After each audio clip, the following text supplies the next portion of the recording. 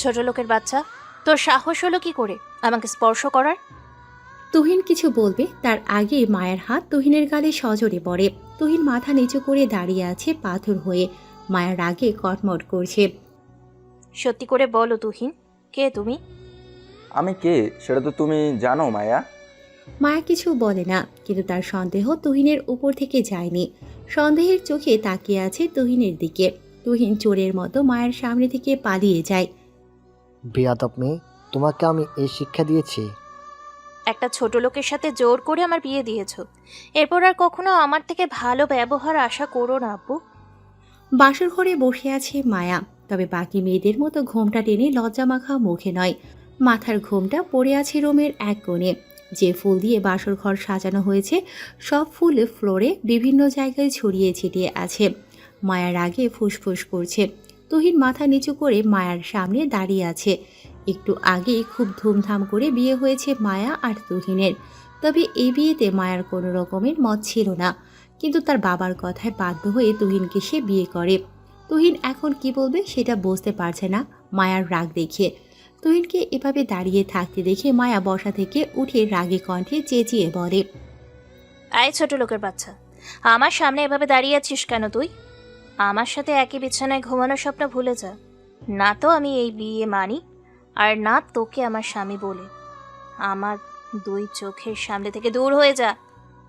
এসব তুমি কি বলছো মায়া? সবাইকে সাক্ষী রেখে আল্লাহর পবিত্র কালেমা পড়ে আমরা আজ সারা জীবনের জন্য এক হয়েছি।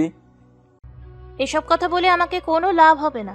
আমার ইচ্ছেতে এই বিয়ে হয়নি, আমাকে বাধ্য করা হয়েছে তোর মতো ফকিরকে বিয়ে করার জন্য। তোর কি মনে হয় তুই আমার মতো মেয়েকে ডিজার্ভ করিস? কোথায় তুই? আমার বাড়ির সামান্য একজন ড্রাইভার, আর আমি কোটিপতি বাবার একমাত্র মেয়ে। আমার বাবা এই সম্পত্তির লোভেই তো আমাকে বিয়ে করেছিস, তাই না? এটা তোমার ভুল ধারণা না মায়া। আমি তোমাকে পছন্দ করি। তোমার বাবা তোমার সাথে বিয়ের কথা বলাতে আমি রাজি হয়েছি, তার কারণ আমি তোমাকে ভালোবাসতাম। তোর এই 2 টাকা দামের সস্তা ভালোবাসা তোর কাছেই রাখ। তোর ভালোবাসার কোনো প্রয়োজন নেই আমার। ভুল করে কখনো স্বামীর অধিকার দেখাতে আসবি না আমার কাছে। যাক, গিয়ে ব্যালকনিতে শুয়ে পড়। আমার রুমে তোর কোনো জায়গা হবে না। ব্যালকনিতে অনেক ঠান্ডা এখন মায়া, এই ঠান্ডার মধ্যে বাইরে শোয়া সম্ভব হবে না। সেটা আমার দেখার বিষয় নয়। আমার রুমে তুই শুতে পারবি না, এটাই শেষ কথা। ঠিক আছে, তাহলে আমি বরং আমার রুমে গিয়ে ঘুমাই। এই, একদম না। আব্বু এইসব জানুক সেটা আমি চাই না। তাহলে আমি এখানে মেঝেতে বিছানা করে শুয়ে পড়ি। এত ঠান্ডার মধ্যে বাইরে শোয়া অসম্ভব মায়া। মায়া কিছু সময় চিন্তা করে। সে জানে তুহিনকে যদি জোর করে ব্যালকনিতে শুতে বলে তাহলে তুহিন রুম থেকে বের হয়ে নিজের রুমে চলে যাবে, আর এতে করে আহান মির্জা সব কিছু জেনে যাবে, আর মায়ার সমস্ত স্বপ্ন নষ্ট হয়ে যাবে। তাই মায়া কিছু সময় চুপ থেকে বলে, ঠিক আছে, মেঝেতে বিছানা করে শুয়ে পড়, কিন্তু এই ঘরে কি হয়েছে না হয়েছে এই সব কথা যদি আব্বু জানে তাহলে আমি তোকে ছাড়বো না। তুমি নিশ্চিন্তে থাকতে পারো মায়া, আমি কাউকে কিচ্ছু বলবো না।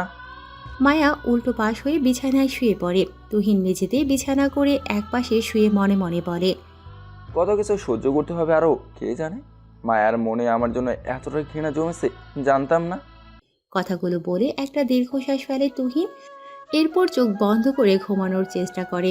অন্যদিকে রুজি মির্জা রাগে কটমট করছে। রুজি মির্জাকে এমন করতে দেখে আহান মির্জা বলে, কি হয়েছে তোমার? কি আর হবে, একটা রাস্তার ফকিরের সাথে আমার মেয়ের বিয়ে দিয়েছো। কি দেখেছো তুমি ওই ছেলেটার মধ্যে? সততা, আমার বিশ্বাস। তুই না আজকে আমাদের এখানে 6 মাস ধরে কাজ করছে, কখনো দেখেছো ওকে আমাদের বিশ্বাস নষ্ট করতে? ওর সততা তুমি দেখোনি। তাই বলে আমাদের মেয়ের সাথেই বিয়ে দিতে হবে? এই বাসা থেকে বের হয়ে গেলে ও কোথায় রাখবে আমার মেয়েকে? না খেয়ে দিন কাটাতে হবে আমার মেয়েকে। তুমি এত কিছু বুঝবে না, আর টাকা পয়সা দিয়ে কখনো সুখ কেনা যায় না। মায়া তুইনের সাথে সারা জীবন সুখে থাকবে। অনেক বড় জ্যোতিষী হয়ে গেছে তো তুমি, তাই না? ভবিষ্যৎবাণী করে ফেলে মায়া ওই ছোট লোকটার সাথেই সুখে থাকবে। কথায় কথায় তুইনকে ছোট লোক বলবে না। তুইন এখন এই মির্জা বাড়ির জামাই। শুধু জামাই না, সাথে ঘর জামাই বলো।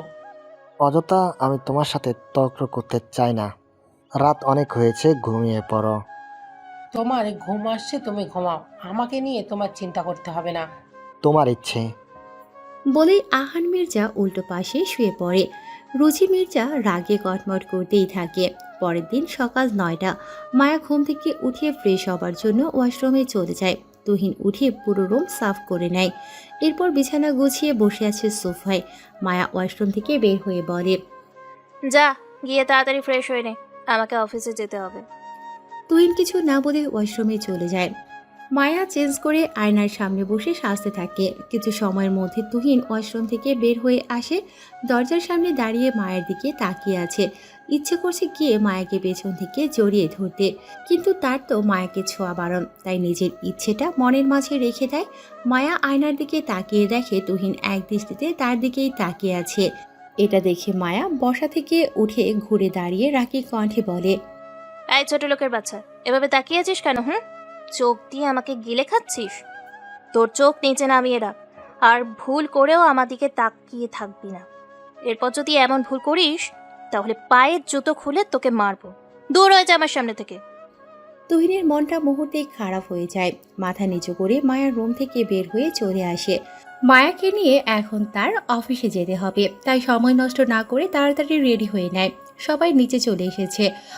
আহান মির্জা, রুজি মির্জা আর মায়া ডাইনিং টেবিলে বসে আছে। তুহিন কিছুটা দূরে দাঁড়িয়ে আছে। তুহিনকে দূরে দাঁড়িয়ে থাকতে দেখে আহান মির্জা বলে, এই কি জামাই বাবাজি, তুমি ওখানে দাঁড়িয়ে আছো কেন? এসো, আমাদের সাথে নাস্তা করবে। ও কেন আমাদের সাথে বসে নাস্তা করবে? তুমি হয়তো ভুলে যাচ্ছ, তুই এখন এই বাড়ির জামাই, আর বাড়ির জামাই সবার সাথে নাস্তা করবে, এটাই স্বাভাবিক। এসো জামাই বাবাজি, বসে নাস্তা করে নাও। সমস্যা নেই স্যার, আমি পরে খেয়ে নেব। এখনো স্যার বলে ডাকবে নাকি? তুমি আমার একমাত্র মেয়ের জামাই, আমাকে এখন থেকে মায়ের মতো আব্বু বলে ডাকবে। আহান মির্জার কথা শুনে মায়া আর রোজি মির্জা রাগে ফোঁস করছে, কিন্তু আহান মির্জার সামনে মায়ার কিছু বলার সাহস নেই, তাই চুপচাপ সবকিছু শুনে যাচ্ছে। তুহিনকে এখনো নিজের জায়গায় দাঁড়িয়ে থাকতে দেখে আহান মির্জা আবার বলে, তুমি এখনো দাঁড়িয়ে আছো ওখানে? তোমাকে আমি আসতে বললাম না? এসো, মায়ার পাশের চেয়ারে বসো। তুহিন কিছু না বলে চুপচাপ এসে মায়ের পাশে বসে পড়ে। কাজের মহিলা সবাইকে খাবার সার্ভ করে দেয়। তুহিন আর আহান মির্জা খেতে শুরু করে। মায়া আর রুজি মির্জা প্লেটে হাত নাড়াচ্ছে। এটা দেখে আহান মির্জা বলে, কি হয়েছে তোমাদের? খাবার না খেয়ে হাত লাড়াচ্ছ কেন? কেউ কিছু না বলে চুপচাপ খেতে শুরু করে। তুহিন খুব ভালো করেই জানে সে বসাতে মায়া আর রুজি মির্জা যে এমন করছে। এরপর সবার নাস্তা করা শেষ হয়ে গেলে মায়া তুহিনকে নিয়ে বাসা থেকে বের হতে গেলে আহান মির্জা বলে, তোমরা এই সময় কোথায় যাচ্ছ? অফিসে যাচ্ছি আবু। গতকাল মাত্র তোমাদের বিয়ে হয়েছে, আজকে অফিসে গিয়ে কি করবে তুমি? অফিসে কিছু ইম্পর্টেন্ট কাজ আছে আপু। তোমাকে এখন কোনো কাজ দেখতে হবে না, আমি রোদকে বলে দিয়েছি। আপাতত ওই দেখবে অফিসের সমস্ত কাজ। রোদ সম্পর্কে মায়ার চাচাতো ভাই। রফিক মির্জার একমাত্র ছেলে রোদ। রোদের স্বপ্ন মির্জা কোম্পানির এমডি হওয়া, কিন্তু আহান মির্জা এমডির পদে নিজের মেয়ে মায়াকে বসায়। রোদের সমস্ত স্বপ্ন নষ্ট হয়ে যায়। এরপর রোদ ঠিক করে মায়াকে বিয়ে করে আহান মির্জার সব কিছুর মালিক হবে, কিন্তু সেটাও হয়ে ওঠে না আহান মির্জার জন্য। আমার কাজ রোদ কেন করবে আব্বু? সবসময় জন্য তার নয়, কিছুদিন যাক, তারপর তুমি আবার অফিসে যাবে। আর বলে যেও না আমি তোমাকে পার্মানেন্টলি অফিসের এমডির পথে বসাইনি। আমি সেটা জানি আব্বু, কিন্তু তুমি তো বলেছো আমি যদি সব কিছু সামলে নিতে পারি তাহলে তুমি আমাকে পার্মানেন্টলি এমডির পদে বসাবে। কিন্তু এখন যদি তুমি আমার কাজ রোদকে দাও তাহলে আমি কি করে তোমার এই শর্ত পূরণ করব? এখন পর্যন্ত তুমি আহামরি কোনো কিছুই করতে পারোনি, সব কিছুর ব্যবস্থা আমাকে করে দিতে হয়েছে। তাছাড়া কয়েকদিন না গেলে তেমন কিছুই হবে না। আহান মির্জার কথা শুনে মায়ার মন খারাপ হয়ে যায়। মায়াকে মন খারাপ করতে দেখে তুহিন এগিয়ে এসে বলে, আব্বু, আমি বলছিলাম কি, মায়াকে অফিসে যেতে দিন, বেশি দিন তো হয়নি ও অফিসে যাচ্ছে, দেখবেন ধীরে ধীরে সব কিছু একাই সামলে নেবে। তুমি মায়াকে এখন অফিসে যেতে বলছো তুহিন? মাত্র গতকাল তোমাদের বিয়ে হয়েছে, আর তোমাদের এখন একাকী সময় কাটানোর সময়, অফিসে গিয়ে কাজ করার নয়। আমরা একাকী সময় কাটানোর জন্য অনেক সময় পাবো আব্বু। মায়া এখন অফিসে না গেলে অনেকটা পিছিয়ে পড়বে, ও তো এখন শিখছে সব কিছু। ঠিক আছে, তোমার কথাতেই আমি মায়াকে অফিসে যেতে দিলাম। মায়া কিছু না বলে রাগে কটমট করতে করতে বাসা থেকে বের হয়ে যায়। তুহিন ও মায়ার পেছনে পেছনে বাসার বাহিরে চলে আসে। মায়া আগে থেকেই গাড়িতে উঠে বসে আছে। তুহিন এসে ড্রাইভিং সিটে বসে গাড়ি স্টার্ট দেয়। ভেবেছিল মায়া তাকে ধন্যবাদ দেবে, কিন্তু তাকে ভুল প্রমাণ করে মায়া বলে, তোমাকে পাকামো করে কথা বলতে বলেছে আমার আর আব্বুর মাঝে? তুহিনের মনটা মুহূর্তেই খারাপ হয়ে যায় মায়ার কথা শুনে। মায়া আবার বলে, আমার কোনো বিষয়ে এরপর থেকে নাক গলাবি না। আমার কাজ আমি করতে পারি, তোকে কেউ বলেনি পাকামো করতে। ভুল হয়ে গেছে, এরপর থেকে আর এমন হবে না। এখন কথা না বলে গাড়ি ড্রাইভ কর, আমার অফিসের জন্য লেট হয়ে যাচ্ছে। তুহিন চুপচাপ গাড়ি ড্রাইভ করতে থাকে। মায়া মোবাইলে কারোর সাথে মেসেজ করতে ব্যস্ত। এই একটা সুবর্ণ সুযোগ পেয়েছি, এই সুযোগটাকে কাজে লাগাতে হবে। একবার যদি তোর চাচুর মন জয় করতে পারিস তাহলে দেখবি তোকেই এই অফিসের এমডি পদে বসিয়ে দিবে পার্মানেন্টলি। তুমি কোনো চিন্তা করো না আব্বু, আমি একবার যখন এই চেয়ারে বসেছি তখন এত সহজে এই চেয়ার থেকে উঠছি না। আহান মির্জার ইচ্ছেতে এই চেয়ারে বসেছি, আমার ইচ্ছে ছাড়া এই চেয়ার থেকে উঠবো না। শুধু তোর ইচ্ছে দিয়ে কিছু হবে না, আন যেমন চায় তেমন করে কাজ করতে পারলে তোকে সেই আর উঠতে দিবে না। ঠিক আছে, তুমি এখন বাসায় যাও, আমাকে একটু এই চেয়ারের মজাটা নিতে দাও। রফিক মির্জা কিন্তু না বলে বের হয়ে যায় রোদের চেম্বার থেকে। এদিকে মায়া অফিসের সামনে এসে নেমে যায়। অফিসের গেট দিয়ে ভেতরে যখনই যাবে তখনই রফিক মির্জা গেট দিয়ে বের হয়ে আসে। রফিক মির্জাকে দেখে মায়া বলে, চাচু আপনি এখানে? আমার বাইয়ের অফিস, আমি আসতেই পারি নাকি বারণ আছে? আমি কি সেটা বলেছি একবারও? হঠাৎ কেন আসলেন সেটাই জিজ্ঞেস করলাম। আমার ছেলে এই অফিসের এমডি, এখন তার সাথেই দেখা করতে এসেছি। আপনি হয়তো ভুলে গেছেন, এই অফিসের নতুন এমডি আমি। আপনাদের সবার সামনে আমার আব্বু পরিচয় করিয়ে দিয়েছে, ভুলে গেলে আবারও মনে করিয়ে দেই। গতকাল রাতেই আবার তোমার আব্বু সেটার পরিবর্তন করেছে, তুমি হয়তো সেটা জানো না। আপনার ছেলেকে এই অফিসে এমডি পদে বসানো হয়নি, শুধু আমার অবর্তমানে দেখাশোনার জন্য বলেছে। ওই যাকে বলে চামচামি করা আর কি। মায়া, মুখ সামলে কথা বলো। আপনি আমার চাচু হন বলে এখনো ভদ্রপাশে কথা বলছি, এখান থেকে না গেলে আমি সেটাও ভুলে যাব। তোমার এই ব্যবহার আমার মনে থাকবে। বলে রফিক মির্জা চলে যায় সেখান থেকে। মায়ার রাগে কটমট করতে করতে অফিসের ভিতরে চলে আসে। অফিসের সবাই মায়ার দিকে তাকিয়ে আছে। মায়া সেসব পাত্তা না দিয়ে নিজের চেম্বারের দিকে যেতে থাকে। সোজা নিজের চেম্বারে ঢুকে যায়, কিন্তু চেম্বারে ঢুকে যা দেখে মায়ার রাগ দ্বিগুণ হয়ে যায়। রোদ চেয়ারে বসে টেবিলের ওপর পা তুলে সিগারেট টানছে। হঠাৎ দরজা খোলায় রোদ সেদিকে তাকিয়ে দেখে মায়া। মায়াকে দেখে রোদ বসা থেকে উঠে দাঁড়ায়, মুখ থেকে সিগারেট ফেলে দিয়ে ভীতু ভীতু কণ্ঠে বলে, মায়া, তুমি অফিসে আসছো? মায়া কিছু না বলে ভালো করে রোদকে দেখছে। রোদ আবার বলে, আমি এখানে বসতে চাইনি, বিশ্বাস করো, চাচ্চু আমাকে কল করে বলল তাই। তোমার সাহস হলো কি করে আমার চেয়ারে বসার, তাও আবার টেবিলের ওপর পা রেখে? সাথে স্মোকিং করছিলে? ভুল করে ফেলেছি মায়া, আই প্রমিস, আর এমন ভুল হবে না। কিন্তু তুমি অফিসে কেন? চাচ্চু তো বললো কিছুদিনের জন্য তুমি অফিসে আসবে না। সেটা তোমার না জানলেও চলবে, আমার চেম্বার থেকে বের হয়ে যাও। এখনই যাচ্ছি। আচ্ছা, একটা কথা জিজ্ঞেস করার ছিল, যদি অনুমতি দাও তাহলে জিজ্ঞেস করব। কি জিজ্ঞেস করবে করো তাড়াতাড়ি। তুমি একটা ড্রাইভারকে কিভাবে বিয়ে করলে? তোমার জন্য কত ধনী ঘর থেকে বিয়ের প্রস্তাব এসেছে, তাদের রেখে সামান্য একটা ড্রাইভারকে? তোমার সাথে এসব নিয়ে পরে কথা বলবো, এখন তুমি আসতে পারো। ঠিক আছে, তোমার যখন সময় হয় তখনই বলো। রোদ মায়ার চেম্বার থেকে বের হয়ে যায়। মায়া গিয়ে নিজের চেয়ারে বসে মাথায় হাত রাখে। রোদ অফিস থেকে বের হয়ে ঘুরে অফিসের দিকে তাকিয়ে মনে মনে বলে, এই পুরো অফিসটা একদিন আমার হবে মায়া। আজ তোমার সামনে শুধু অভিনয় করলাম, নয়তো আমি চাইলেও এই অফিসে প্রবেশ করতে পারবো না। তাই তোমাকে ভয় পাওয়ার এই নাটকটা আমার করতে হলো। তবে এই নাটক বেশি দিন নয়, খুব তাড়াতাড়ি আমি আমার নামে করে নেব এই অফিসটা। দাদা তোমার বাবাকে এমডির পদে বসিয়ে গিয়েছিল, আমার বাবা বড় হওয়ার পরেও। তাই বলে তোমার বাবার পরে তুমি এমডির পদে বসবে এমনটা কল্পনাতেও এনো না। বলেই রোদ মুচকি হাসি গাড়িতে বসে এইসব কিছু দেখে যাচ্ছে তুহিন।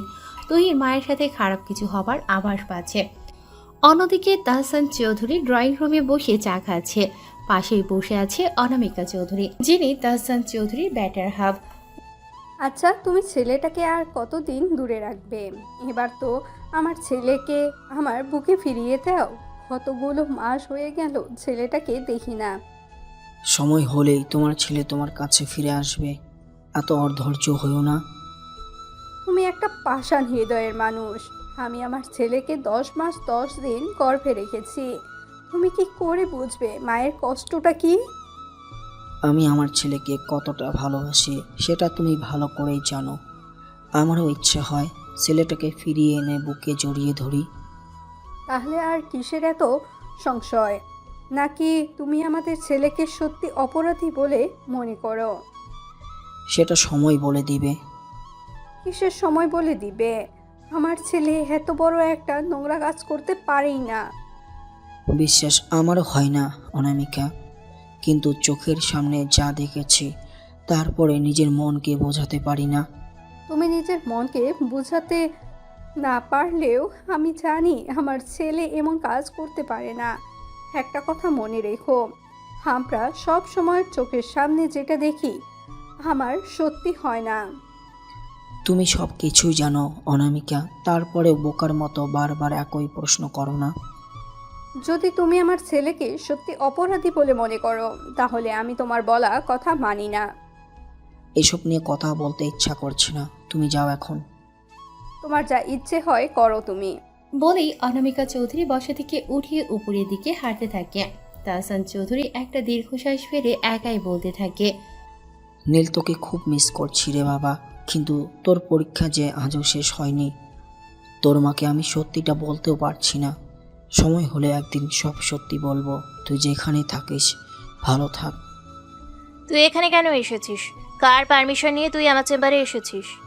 তুহিন মায়ের অফিসে এর আগে এসেছে, কিন্তু কখনো মায়া তুহিনকে এই প্রশ্ন করেনি। তাই আজ এই প্রশ্নে একটু অবাক হয়েছে।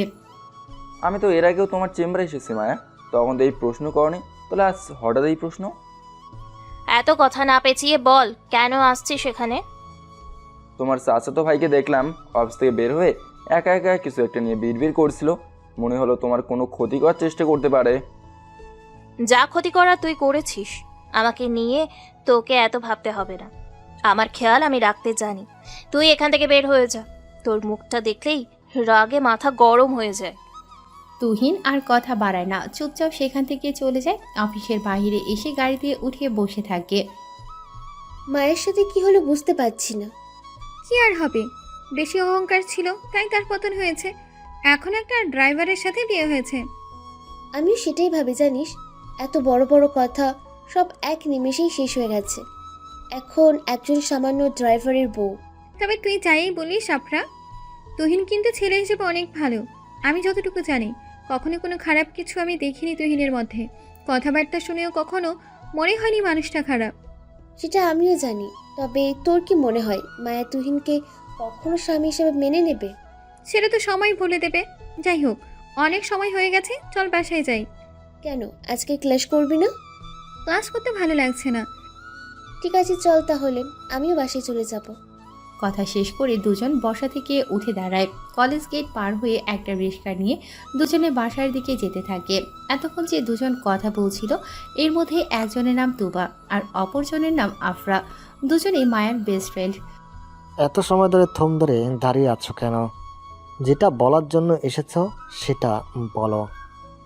তোমার মেয়ে কিন্তু আমাকে অপমান করে অফিস থেকে বের করে দিয়েছে। মায়া তোমাকে অপমান করে অফিস থেকে বের করে দিয়েছে? কিন্তু কেন? কেন আবার কি? আমি অফিসে গিয়েছি তাই। তুমি তো এর আগে অফিসে গিয়েছিলে ভাইয়া, কই তখন তো তোমাকে অপমান করেনি। তাহলে আজ হঠাৎ কেন? তুমি কি বলেছ মায়াকে? আমি মায়াকে কোনো কিছুই বলিনি, শুধু এটাই জিজ্ঞেস করেছি ও আজকে অফিসে কেন গিয়েছে। তারপরে যা বলার তোমার মেয়ে বলেছে। ঠিক আছে ভাইয়া, মায়া বাসায় আসুক, তারপর আমি ওর সাথে কথা বলছি। মেয়েকে একটু ভালো করে শিক্ষা দিও, বড়দের সাথে কিভাবে কথা বলতে হয় সেটাও জানে না তোমার মেয়ে।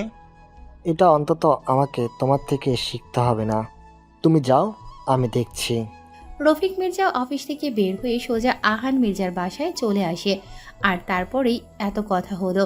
রফিক মির্জার রাগে কটমট করতে করতে বাসা থেকে বের হয়ে যায়। অন্যদিকে রোদ একটা গাছের নিচে বসে আছে। পকেট থেকে মোবাইল বের করে আহান মির্জাকে কল করে। আহান মির্জা কল রিসিভ করে বলে, হ্যাঁ রোদ, বল। আচ্ছা চাচু, তুমি আমাকে অফিসে যেখানে পাঠিয়েছিলে বলো তো, মায়া তো অফিসে এসে আমাকে ঘাড় ধরে বের করে দিল। কি বলছিস তুই? মায়া তোকে ঘাত ধরে বের করে দিয়েছে? তোমার কি মনে হয় চাচু, আমি তোমাকে মিথ্যা বলছি? তুমি আমাকে মায়ের জায়গায় অফিসে পাঠালে, আমিও নিজের মতো করে কাজ করছিলাম। মায়া আমাকে নিজের চেম্বারে দেখে কত রাগারাগি করলো, আমাকে জানাও তাই বলে অপমান করে ঘাড় ধাক্কা দিয়ে অফিস থেকে বের করে দিল। তুইও গাধার মতো অফিস থেকে বের হয়ে এলি? তুই মায়াকে বলতে পারলি না আমাকে কল করার জন্য? আমি কি বলবো মায়াকে, তুমি বলো তো? তুমি মায়াকে এমডির পদে বসিয়েছো, এখনো যা বলবে তাই তো শুনতে হবে, তাই না? তবে আমি এটা বলেছিলাম যে আমাকে চাচ্চু বসিয়েছে, আর আমি চাচ্চুর কথা ছাড়া যাব না। এজন্য রেগে গিয়ে আমাকে ঘাড় ধাক্কা দিয়ে বের করে দিল। এ মেয়েটার যন্ত্রণায় আমি পাগল হয়ে যাব। আচ্ছা ঠিক আছে, তুই এখন বাসায় চলে যা, আমি দেখছি। ঠিক আছে চাচ্চু, আমি বাসায় চলে যাচ্ছি। কল কেটে আহান মির্জা মাথায় হাত রেখে চিন্তায় ডুবে যায়। অন্যদিকে রোদ মোবাইলের দিকে তাকিয়ে মুচকে মুচকে হাসে আর মনে মনে বলছে, আগুন জায়গা মতো লাগিয়ে দিয়েছি মায়া, আর এই আগুনে তোকে চলতে হবে। আমার স্বপ্ন মির্জা গ্রুপের এমডি হওয়া, আর আমার এই স্বপ্ন কেউ অপূর্ণ করতে পারবে না।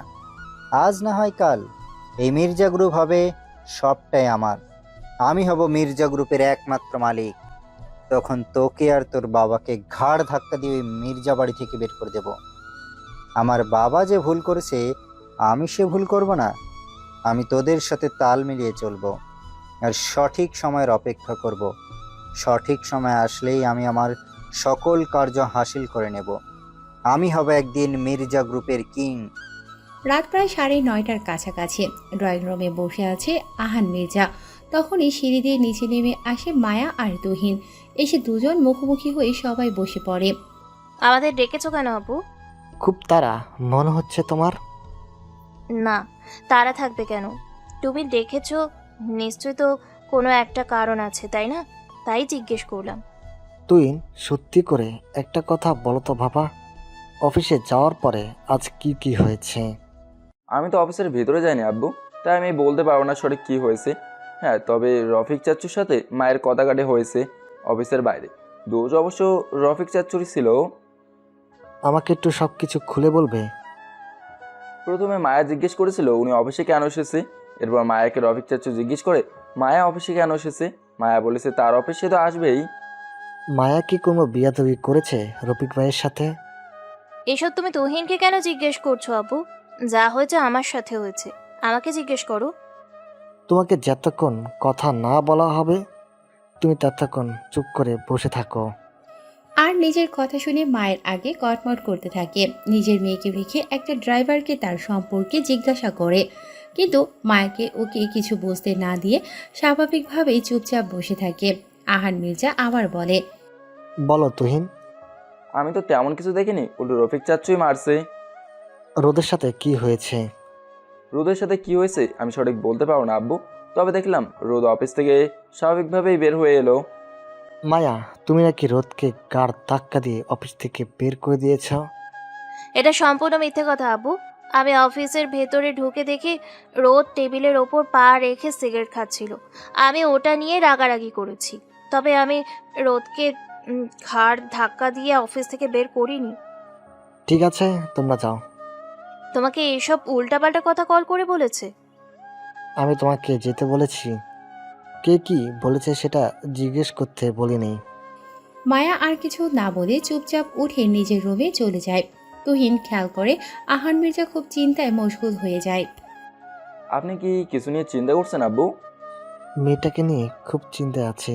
আচ্ছা, ভাইজান এসেছিল, মেয়েটার নামে বিচার দিয়ে গেছে। রোদও কল করে অনেক কিছুই বলল। এসব নিয়ে চিন্তা করবেন না আব্বু, দেখবেন আস্তে আস্তে সব কিছু ঠিক হয়ে যাবে। আর কবে ঠিক হবে? আমি আর কদিন বাঁচবো? তারপর এসব কিছু মায়া কিভাবে সামলাবে সেটাই বুঝতে পারছি না। একটা কথা কি জানেন আব্বু, সারাটা জীবন মানুষ মোহ মায়ার পিছনে ছুটতে থাকে। মানুষ ভুলে যায় কি নিয়ে এসেছিল আর কি নিয়ে চলে যেতে হবে। মাটি দিয়ে বানানো হয়েছে আর সে সেই মাটিতেই মিশে যাবে।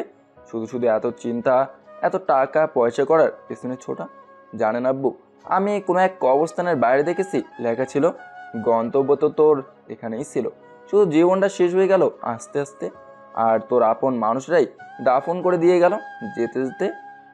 তোমার কথাবার্তা আমাকে আরও চিন্তায় ফেলে দিল। আমি এমন কি বললাম আব্বু? তুমি বলেছ তুমি কখনো লেখাপড়াই করনি, তাহলে এত জ্ঞানের কথা তুমি কিভাবে জানো? এসব জানতে হলে লেখাপড়া করতে হয় না আব্বু। তুমি এটা অবশ্যই ঠিকই বলেছ। যাই হোক, রাত হয়ে যাচ্ছে, যাও গিয়ে শুয়ে পড়ো। ঠিক আছে আব্বু, যাচ্ছি। আপনি আর জেগে থাকবেন না, যান গিয়ে শুয়ে পড়ুন। তুই চুপচাপ বসে থাকবি? কিচ্ছু কি করবি না তুই? ওই ছোট লোকটার সাথে সারা জীবন সংসার করবি তুই? ওর সাথে সংসার করব আমি? আমু, তুমি কি পাগল হয়ে গেছো? তাহলে এখনো কেন চুপচাপ আছিস? বিয়ের 2 দিন হচ্ছে, তুই ওই ছোট লোকটার সাথে একই রুমে একই বেডে থাকছিস। তোমার কি মনে হয় আমু, ওই ছোট লোককে আমার বেডে শুতে দিয়েছি? ওর জায়গা কখনো আমার বেডে হবে না। এখানে নিজের চাদর বিছিয়ে তারপর শুয়ে থাকে। কিন্তু এভাবে একই রুমে আর কতদিন তুই থাকবি? তুই একটা কাজ করিস, ছোট লোকটাকে ডিভোর্স দেবার ব্যবস্থা কর, তারপর ওকে লাথি মেরে বাসা থেকে বের করে দেবো। তোমার তো চেনা চেনা ভালো উকিল আছে আমু, তুমি কথা বলো। ঠিক আছে, কাল বিকেলে তুই আমার সাথে একবার চল, যে উকিলের সাথে দেখা করে কথা বলে আসি। ঠিক আছে আমু, আমি ফ্রি হয়ে তোমাকে কল করব। ঠিক আছে, আমি এখন রুমে যাচ্ছি, ঘুমিয়ে পড়। বলেই রুচি মির্জা মায়ার রুম থেকে বের হয়ে যায়। রুম থেকে বের হতেই তুহিনের সাথে মুখোমুখি হয়। তুহিনকে দেখে রুচি মির্জা তেলে বেগুনে জ্বলে ওঠে। তুমি খুব ভালো করেই বুঝতে পারছো নিজে নিজে তার উপর রেগে আছে। আম্মু, আপনি মায়ের সাথে ছিলেন? ওই ছোট লোক কে তোর আম্মু? তুই আমার বাসার ড্রাইভার মাত্র। এরপর আর কখনো যদি আম্মু বলে ডেকেছিস, তাহলে আমি তোর গালে থাপ্পড়ে লাল করে দিব। সর আমার সামনে থেকে। তুহিন কিছু না বলে চুপচাপ সামনে থেকে সরে যায়। রুচি মির্জা তুহিনের দিকে রাগী চোখে তাকিয়ে থাকতে থাকতে নিজের রুমে চলে যায়। তুহিন একটা মুচকি হাসি দিয়ে রুমের ভিতরে প্রবেশ করে। রুমে প্রবেশ করেই দেখে মায়ের রাগী মুখে বসে আছে। তুহিন বুঝতে পেরেছে ভালো করে, এখন যদি সে মায়ের সাথে কিছু বলতে যায় তাহলে তাকে অনেক কথা শুনতে হবে। তাই কিছু না বলে চুপচাপ নিচে বিছানা করে শুতে গেলে মায়া বলে, এই ছোট লোক, তুই আমার আবুকে কি জাদু করেছিস? যে সব কিছুতে আবু তোকে খোঁজে। আমি কেন তোমার আব্বুকে জাদু করতে যাব? যদি জাদু জানতাম তাহলে তোমাকেই জাদু করতাম। তুহিনের কথা শেষ হবার আগে মায়ের হাত সজোরে তুহিনের গালে পড়ে। তুহিন গালে হাত দিয়ে অশ্রুসিক্ত চোখে তাকিয়ে আছে। মায়ার চোখ রাগে লাল হয়ে আছে। রাগী কণ্ঠে মায়া বলে, ছোট লোকের বাচ্চা, তুই আমাকে জাদু করবি? তোর মতো ফকির নেই আমাকে জাদু করবে? এরপর যদি তোর মুখ থেকে এসব কথা বের হয় তাহলে তোর জিভ টেনে ছিঁড়ে ফেলবো। মায়ার কথা শুনে তুহিন মাথা নিচু করে ফেলে। মায়া এটা দেখে আর কিছু বলে না, চুপচাপ উল্টো পাশ ফিরে শুয়ে পড়ে। তুহিনও আর কিছু না বলে রুমের লাইট বন্ধ করে মেঝেতে শুয়ে পড়ে। তুমি এখানে কেন আসছো? আমার ছেলেকে আমার থেকে দূরে সরিয়েও তোমার শান্তি হয়নি? আর কি চাও তুমি? আমি এখানে কোনো কারণ ছাড়া আসিনি। একটা জানোয়ারের জন্য আপনি আমার সাথে এভাবে কথা বলছেন? মনে নেই আপনার ছেলে নীল আমার সাথে কি করতে চেয়েছিল? মুখ সামলে কথা বলো নুসরাত। আমি কখনো বিশ্বাস করি না আমার ছেলে এতটা জঘন্য কাজ করতে পারে। আর তোমার চরিত্র কেমন সেটা খুব ভালো করে আমার জানা আছে। ফালতু কথা না বলে কেন এসেছো সেটা বলো। আমি আপনার ছেলের নামে পুলিশে কমপ্লেন করে এসেছি। এখন ভালোই ভালোই বলে দিন, আপনার ছেলে কোথায়? কোথায় লুকিয়ে রেখেছেন আপনার ছেলেকে? তুমি আমার ছেলের বিরুদ্ধে পুলিশের কাছে কমপ্লেন করে এসেছো। কথায় আছে না, চোরের মায়ের বড় গলা? তোমার অবস্থাও সেই রকম। আর আমার ছেলে কোথায় আছে যদি জানতাম তাহলে আমার থেকে দূরে থাকতে দিতাম না। যদি ভালোই ভালোই না বলেন তাহলে আমি অন্য রাস্তার ব্যবস্থা করতে পারবো। সকাল সকাল তো চিকিৎসা চেঁচামেচি কিসের? নুসরাত, তুমি এখানে কেন এসেছো? আমাদেরকে ভয় দেখাতে এসেছিস? আমাদের ছেলের নামে কমপ্লেন করে এসেছে পুলিশের কাছে। তোমার সাহস দেখে আমি অবাক হচ্ছি। তুমি মনে হয় ভুলে গেছো আমি চাইলে তোমার কি করতে পারি। মামা, আপনি আমাকে ভয় দেখাচ্ছেন? আপনার ছেলে আমার সাথে এরকম একটা কাজ করার পরেও আপনার ছেলেকে কোনো শাস্তি না দিয়ে বাসা থেকে পালিয়ে যেতে সাহায্য করেছেন, আর এখন আমাকে ভয় দেখাচ্ছেন? আমার ছেলে পালিয়ে গেছে না কি করেছে সেটা নিয়ে তোমাকে ভাবতে হবে না। চুপচাপ যে পুলিশ থেকে কমপ্লেন তুলে ফেলো, নয়তো আমি ভুলে যাব তুমি আমার বোনের মেয়ে। তোমার বাবা মা তোমাকে আমি জেল খাটিয়ে ছাড়ব। চুপচাপ শান্ত হয়ে আছি, শান্ত হয়ে থাকতে দাও। আমাকে রাগালে তার পরিণাম ভালো হবে না। নিজের ছেলে বলে এত বড় অন্যায় করার পরেও আপনি আমাকে ধমকাচ্ছেন? ঠিক আছে মামা, আমি আজকে কমপ্লেন তুলে ফেলবো। তবে মনে রাখবেন, উপরে একজন আছে, সে নিশ্চয়ই এর বিচার করবে। সময় হলে সত্যের বিচার হয়ে যাবে, সেটা নিয়ে তোমাকে চিন্তা করতে হবে না। নাও গেট লস্ট। নুসরাত চোখে পানি নিয়ে চৌধুরী ভিলা থেকে বের হয়ে যায়। অন্যদিকে অনামিকা চৌধুরী তাহসান চৌধুরীকে বলে, সাথে সাথে এর একটা ব্যবস্থা নেওয়া উচিত ছিল, কিন্তু না, তোমার ভাগ্নি বলে তুমি তখন চুপচাপ ছেড়ে দিলে। এখন দেখেছো পুলিশের কাছে গিয়ে আমাদের ছেলের নামে কমপ্লেন করে এসেছে। তোমাকে এইসব নিয়ে ভাবতে হবে না। যে টেবিলে খাবার দাও, আমার অফিসে যাওয়ার জন্য লেট হয়ে যাচ্ছে। অনামিকা চৌধুরী আর কিছু না বলে চলে যায় টেবিলে খাবার দেওয়ার জন্য। অন্যদিকে মায়া কপালে হাত রেখে চেয়ারে হেলান দিয়ে চোখ বন্ধ করে বসে আছে। রোদ মায়ার সামনের চেয়ারে বসে মুচকি মুচকি হাসে। আমাকে কেন ডেকেছো সেটা না বলে এইভাবে কেন বসে আছো? তুমি আব্বুকে কল করে কি বলেছো? তুমি আমার সাথে যা যা করেছো তাই বলেছি। বেশি বাড়াবাড়ি করো না রোদ, তাহলে কিন্তু তার পরিণাম ভালো হবে না। আমি অবাক হচ্ছি তোমার সাহস দেখে। তুমি আমাকে ধমকাচ্ছ? আচ্ছা সত্যি করে বলো তো, তুমি কি মনে করো আমাকে? আমি তোমাকে ভয় পাই নাকি তোমাকে সম্মান করি? তুমি বয়সে আমার থেকে ছোট, তারপরও তোমাকে আজকে অফিসের এমডির পদে বসিয়েছে। এর কারণ তুমি এমডির মেয়ে। দাদা ভুল করে তোমার বাবাকে এই চেয়ারে বসিয়ে গেছে, তার মানে এই নয় তারপরে তুমি এই চেয়ারে বসবে। শিক্ষাগত যোগ্যতা বলো আর এক্সপিরিয়েন্স কথাই বলো, সব দিক থেকে আমি তোমার থেকে বেটার। এই চেয়ারে তোমার বাবার পরে যদি কারো বসার অধিকার থাকে সেটা একমাত্র আমার। জেগে জেগে স্বপ্ন দেখছো তুমি। এই চেয়ারটা শুধুই আমার। জেগে স্বপ্ন দেখা আমার কাজ না। তোমাকে যে প্রজেক্টে দেওয়া হয়েছে সেই প্রজেক্টে যদি তুমি সাইন করাতে না পারো, তোমার আব্বু এমনি তোমাকে লাথি মেরে চেয়ার থেকে নামিয়ে দেবে। আই হোপ তোমার দ্বারা এই প্রজেক্ট সাইন করানো কখনো সম্ভব হবে না। এই মায়া পারে না এমন কোনো কাজ নেই। এর আগেও 3টা প্রজেক্ট আমি সাইন করিয়েছি, কোনো রকম টাকা পয়সা ছাড়া, আমার যোগ্যতা দিয়ে, যেটা তোমাকে দিয়ে হয়নি। তোমার সাথে চ্যালেঞ্জ রইল, তুমি যদি এই প্রজেক্ট পানি পড়াতে পারো, আমি আর কোনো দিন এই চেয়ারে বসার কথা বলবো না। Challenge accepted. তুমি এখন আসতে পারো। এখন তো আমি যাচ্ছি, তবে তোমার হাতে আর মাত্র 7 দিন বাকি আছে। এর মধ্যে যদি তুমি প্রজেক্টে সাইন করতে না পারো, তাহলে তোমাকে এই চেয়ার ছেড়ে সারা জীবনের জন্য উঠে যেতে হবে। কথা শেষ করে এই রোদ বসা থেকে উঠে দাঁড়ায়। মায়া ওদের দিকে তাকিয়ে আছে। রোদ আরও সমালোচনা করে মায়ের রুম ত্যাগ করে। মায়া চিন্তায় পড়ে যায়। রোদ এতটা শিওর হয়ে কিভাবে বলতে পারে যে মায়া এই প্রজেক্টর সাইন করাতে পারবে না। মায়া চোখ বন্ধ করে চেয়ারে হেলা দিয়ে চিন্তায় ঢুকে যায়। তোমাকে একটা কথা বলার ছিল। কি বলবে?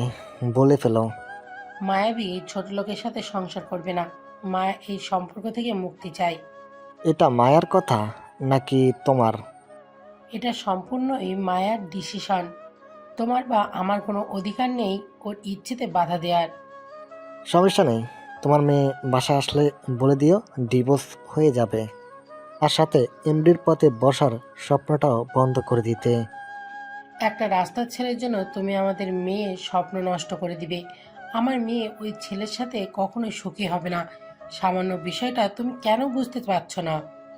মায়া যদি পৃথিবীতে কারোর সাথে সুখী হয়ে থাকে সেটা একমাত্র তুহিনের সাথে, বাকিটা তোমাদের ইচ্ছে।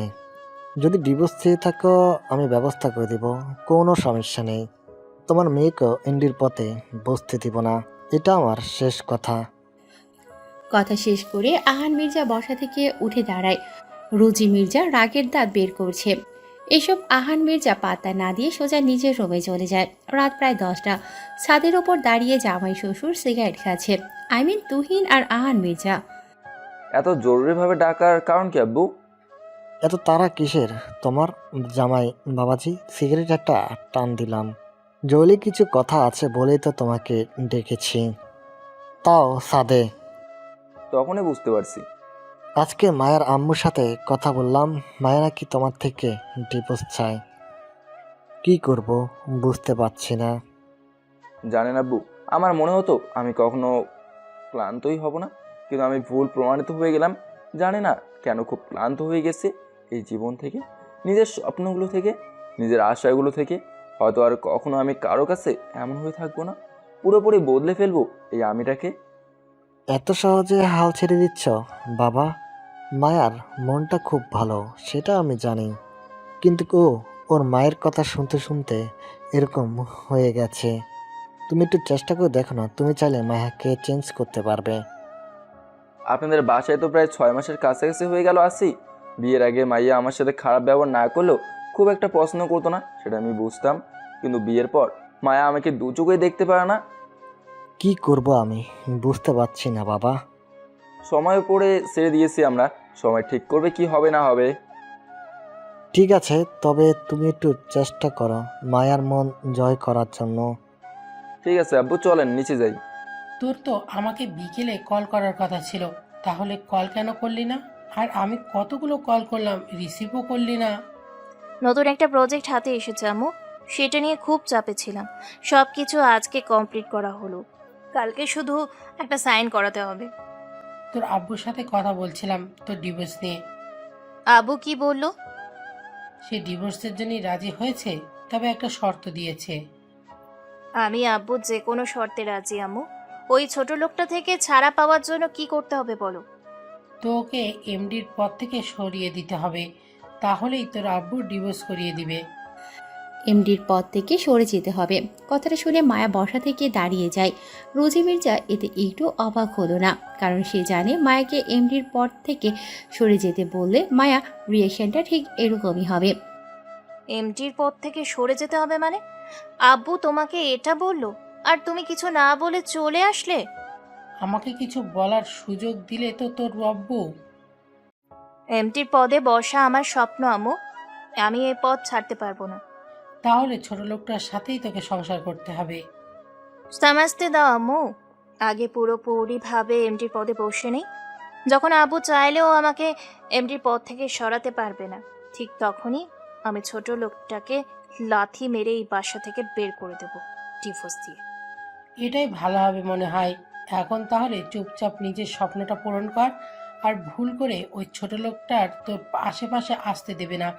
ওই ছোট লোকটা ছলে বলে কৌশলে তোকে ওর মায়ায় ফেলার চেষ্টা করবে, তুই ভুল করে ওর ফাঁদে পা দিবি না। আমি ছোট বাচ্চা না আম্মু, ওই হাজার চেষ্টা করলেও আমাকে ওর মায়ায় ফেলতে পারবে না।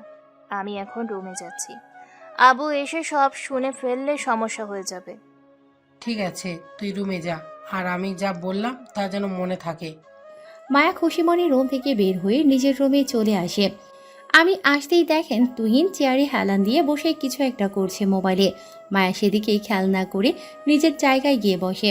মায়াকে রুমে আসতে দেখে তুহিন মোবাইল থেকে চোখ সরিয়ে মায়ের দিকে তাকিয়ে বলে, কোথায় ছিলে তুমি? তা দিয়ে তোর কি প্রয়োজন? আমি তোমার হাজবেন্ড মায়া, আমার তো এতটুকু জানার অধিকার রয়েছে, তাই না? তোর অধিকার তোর কাছেই রাখ, না তো তোকে আমি আমার স্বামী বলে মানি, আর না কখনো মানব। তাই ভুল করেও আমার কাছে স্বামীর অধিকার বলাতে আসবে না, তাহলে এর পরিণাম ভালো হবে না। আমাকে যদি স্বামী হিসেবে নাই মানবে, তাহলে বিয়ের আগে আমাকে বলতে, আমিও তোমার বাবাকে না বলে দিতাম এই বিয়ের জন্য। তোর সাহস তো কম না, তুই আমার মুখে মুখে তর্ক করিস। কথা শেষ করে মায়া বসা থেকে উঠে তুহিনের সামনে এসে দাঁড়ায়। তুহিনের গালে থাপ্পড় দিতে গেলে তুহিন মায়ার হাত ধরে ফেলে। এটা দেখে মায়া আরও রেগে যায়। এক ঝটকায় তুহিন এর হাত থেকে নিজের হাত ছাড়িয়ে নিয়ে রাগী কণ্ঠে মায়া বলে, ছোট লোকের বাচ্চা, তোর সাহস হলো কি করে আমাকে স্পর্শ করার? তুহিন কিছু বলবে তার আগে মায়ার হাত তুহিনের গালে সজোরে পড়ে। তুহিন মাথা নিচু করে দাঁড়িয়ে আছে পাথর হয়ে। মায়ার রাগে কটমট করছে। তুহিন অশ্রুসিক্ত নয়নে মায়ের দিকে তাকিয়ে আছে। আহান মির্জা মায়ার সাথে কথা বলার জন্য মায়ার রুমে আসে। রুমের দরজার সামনে এসে এসব দেখে আহান মির্জা রাগান্বিত হয়ে যায়। রুমে প্রবেশ করে মায়ের গালে থাপ্পড় দিয়ে রাগী কণ্ঠে আহান মির্জা বলে, বিয়াদব মেয়ে, তোমাকে আমি এই শিক্ষা দিয়েছি, নিজের স্বামীর গায়ে হাত তোলো। তোমার সাহস কত বড়! এরপর যদি তোমাকে আমি এই দুঃসাহস দেখাতে দেখি, তাহলে আমার থেকে খারাপ তোমার জন্য কেউ হবে না। একটা ছোট লোকের সাথে আমাকে জোর করে বিয়ে দিয়েছো, এরপর আর কখনো আমার থেকে ভালো ব্যবহার আশা করো না আব্বু। ছোট লোক শুনতে শুনতে আমার কান ঝালাপাড়া হয়ে গেছে তোমাদের মা বাবার থেকে। এই ছোট লোক ছাড়া আর একটা খারাপ দিক দেখাও তুমি তুহিনের, যার জন্য তোমাকে তুহিনকে পছন্দ না। একটা কথা মনে রেখো মায়া, টাকা পয়সা দিয়ে সব কিছু হয় না। তুহিনের মতো ভালো ছেলে তুমি হাজার খুঁজলো পাবে না। প্রয়োজন নেই আমার ভালো ছেলে, আমার ওকে পছন্দ না। কেন বুঝতে চাইছো না তুমি আব্বু? তাহলে এমডির পদ ছেড়ে দাও। তোমার মতো পদ বেঁধেছি মেয়েকে কখনো আমি আমার জায়গায় বসাবো না। আর আমার সব কিছু আমি তুহিনের নামে করে দেব। তারপর দেখি তোমরা মা মেয়ে কী করো। আপু প্লিজ, আপনারা রাগারাগি করবেন না। আপনি না এটা কিছুদিন সময় দিন, দেখবেন সব কিছু ঠিক হয়ে যাবে। কি ঠিক হবে না তুহিন? আজকে ও তোমার গায়ে হাত তুলেছে, এরপর আর কি করবে কে জানে। ভুল আমার ছিল আব্বু। আপনার যান, অনেক রাত হয়েছে, ঘুমিয়ে পড়ুন। আহান মির্জা মায়ের দিকে রাগী চোখে তাকিয়ে থেকে মায়ের রুম থেকে বের হয়ে যায়। মায়ার রাগে কটমট করতে করতে বেরিয়ে গিয়ে উল্টো পাশে শুয়ে পড়ে। তুহিন মুচকি হেসে মেঝেতে শুয়ে পড়ে। তুহিন বাইরে গাড়িতে হেলান দিয়ে অপেক্ষা করছে মায়ার জন্য। প্রায় 30 মিনিটের বেশি হয়ে গেছে তুহিন মায়ার জন্য অপেক্ষা করছে। সকালে ঘুম থেকে উঠে মায়া নতুন প্রজেক্টে সাইন করানোর জন্য কালেক্টরের কাছে এসেছে। কালেক্টরের অফিসের বাইরে তুহিন অপেক্ষা করে যাচ্ছে মায়ার জন্য। আমার সমস্ত ডকুমেন্ট ঠিক থাকার পরেও আপনি সাইন করতে কেন চাইছেন না? সাইন করব কি করব না সেটা সম্পূর্ণ আমার ব্যাপার। আর ডকুমেন্ট ভুল করার জন্য আমার হাতের কলমের খোঁচার একটাই যথেষ্ট। প্লিজ দয়া করে এরকম কিছু করবেন না। যদি আপনার কিছু চাই বলুন, টাকা পয়সা যদি লাগে আমার কোনো প্রবলেম নেই। মায়ের সমস্ত ডকুমেন্ট ঠিক থাকার পরেও আরিয়ান সাইন করতে চাইছে না। এর অবশ্য একটা কারণ রয়েছে, জানতে পারবেন সেটাও কিছুক্ষণের মধ্যেই। টাকার অনেক গরম দিচ্ছি আপনার, আমি আপনার ডকুমেন্টে সাইন করব না। কি করতে পারেন জান। আপনি যেমনটা ভাবছেন আমি তেমন কিছু বলতে চাইনি। কোনো কারণ তো আছে যে জন্য আপনি আমার ফাইলে করছেন না, তাই না? আমাকে বলুন কি এমন কারণ? আমার সমস্ত ডকুমেন্টস ঠিক থাকার পরেও আপনি কেন সেন্ড করতে চাইছেন না? কারণটা আমি তোকে বলছি। মায়া কারো কণ্ঠ শুনে পেছনে ঘুরে তাকায়। পেছনে ঘুরে যাকে দেখে নিজেকে বিশ্বাস করতে পারছে না। মায়ার কলেজ ফ্রেন্ড আসমা। আসমা, তুই এখানে? যা, চিনতে তাহলে কষ্ট হলো না? চিনতে কষ্ট কেন হবে? আর তুই এখানে কেন? এটা আমার হাজবেন্ডের অফিস। এখানে আসতে আমার নিশ্চয়ই তোর পারমিশন লাগবে না? তোর হাজবেন্ড মানে? তোর সামনে যে দাঁড়িয়ে আছে সেই আমার হাজবেন্ড, কালেক্টর আরিয়ান। আর আমি বারণ করেছি তোর ফাইলে সাইন করার জন্য। আসমা, কলেজে কি হয়েছে না হয়েছে সেসব বিষয় নিয়ে তুই আমার সাথে এমনটা করিস না। আজ সেই ঘটনা প্রায় 5-6 বছর হয়ে গেছে। এই ফাইলে যদি আমি সাইন না করাতে পারি তাহলে আমার প্রজেক্টটা বন্ধ হয়ে যাবে, আর আমার এমডি হওয়ার স্বপ্নটাও নষ্ট হয়ে যাবে। সেটা সম্পূর্ণ তোর ব্যাপার, কিন্তু তোর এই ব্যবহার আমি আজও ভুলিনি। চলুন একটু অতীত থেকে ঘুরে আসি। আসমা মধ্যবিত্ত পরিবারের মেয়ে, খুব সাধারণভাবে কলেজে যাওয়া আসা করে। মায়ার সাথে আসমার সম্পর্ক খুব একটা ভালো না হলেও খারাপ নয়। মনে হয় বড়লোক বাবার মেয়ে, তাই গরিবের মধ্যবিত্ত মানুষদের দু চোখে দেখতেই পারে না। একদিন আরিয়ান কলেজ থেকে বাইরে যাচ্ছে আর মায়া কলেজের ভিতরে ঢুকে। হঠাৎ ভুলবশত মায়ার পায়ে আরিয়ানের পা লেগে যায়, আর এতে করে মায়ার জুতোতে কিছুটা ময়লা লাগে। মায়া এটা দেখে রাগে কটমট করতে করতে আরিয়ানের কাছে এসে আরিয়ানের গালে সজোরে থাপ্পড় মারে। আশেপাশে সবাই এমন শব্দ পেয়ে সেদিকে তাকায়। আরিয়ান লজ্জায় মাথা নিচু করে আছে। মায়া কিছু বলবে তার আগেই আসমা বলে, মায়া, ও আমার বয়ফ্রেন্ড, ভুলবশত তোর পায়ে পা লেগে গেছে, প্লিজ এখানে শেষ করে দে বিষয়টা। আচ্ছা, এই ফকিনিটা তোর বয়ফ্রেন্ড? অবশ্য ঠিকই আছে। তুই যেমন ফকিনি তেমন ফকিনির সাথে তোর সম্পর্ক হয়েছে। মায়ার কথা শুনে আসমা মাথা নিচু করে ফেলে। মায়ার আর এক ফ্রেন্ড তুবা বলে, বাদ দে না মায়া, ভুল করে হয়ে গেছে। ভুল করে হয়ে গেছে মানে? ছোট লোকের বাচ্চাটার চোখ কি বাসায় রেখে এসেছে? বাদ দে মায়া, সবাই তাকিয়েছে এদিকে। সাথে হলো আসমা আমাদের বন্ধু। আপনারা ঠিকই বলেছে মায়া। এই, তোরা চুপ থাকতো। এই ছোট লোকের বাচ্চা, এখনো দাঁড়িয়ে আছিস কেন? তোর গায়ের শার্ট খুলে আমার জুতো মুছে দে, নয়তো আমি তোর এমন অবস্থা করব হেঁটে এখান থেকে বাসায় যেতে পারবে না। মায়া, আমি তোর কাছে 2 হাত জোর করে ক্ষমা চাইছি, ইচ্ছে করে এরকম কিছুই করেনি। সবাই দেখ কেমন ভাবে তাকিয়ে আছে, প্লিজ তুই ওকে ক্ষমা করে দে। আচ্ছা, ওকে ক্ষমা করে দেব। তাহলে তুই একটা কাজ কর, তুই তোর ওড়না দিয়ে আমার জুতো মুছে দে। আসমাকে কিছু বলতে হবে না, আমি আমার শার্ট নিয়ে যত মতামত দিচ্ছি। মায়া, এরকম সিনক্রেট করিস না। সবার সামনে ও যদি ওর শার্ট খুলে তোর জুতো মুছে দেয়, তাহলে আর কখনই কলেজে কারোর সামনে মুখ দেখাতে পারবে? না দেখে ভুল করে ফেলেছে মায়া, এবারের মতো ছেড়ে দে না। তোরা দুজন চুপ করে থাকবি? ওই ছোট লোকের বাচ্চাটা যা করেছে তার শাস্তি এটাই। আরিয়ান নিজের শার্ট খুলে ফেলে। কলেজের সবাই হাসাহাসি করতে থাকে এটা দেখে। আসমা মাথা নিচু করে নীরবে চোখের পানি ফেলে যাচ্ছে। আরিয়ান মায়ার সামনে বসে নিজের শার্ট দিয়ে মায়ের জুতা পরিষ্কার করে দিতে থাকে। পরিষ্কার করা হয়ে গেলে মায়া আরিয়ানের বুকে লাথি মারে।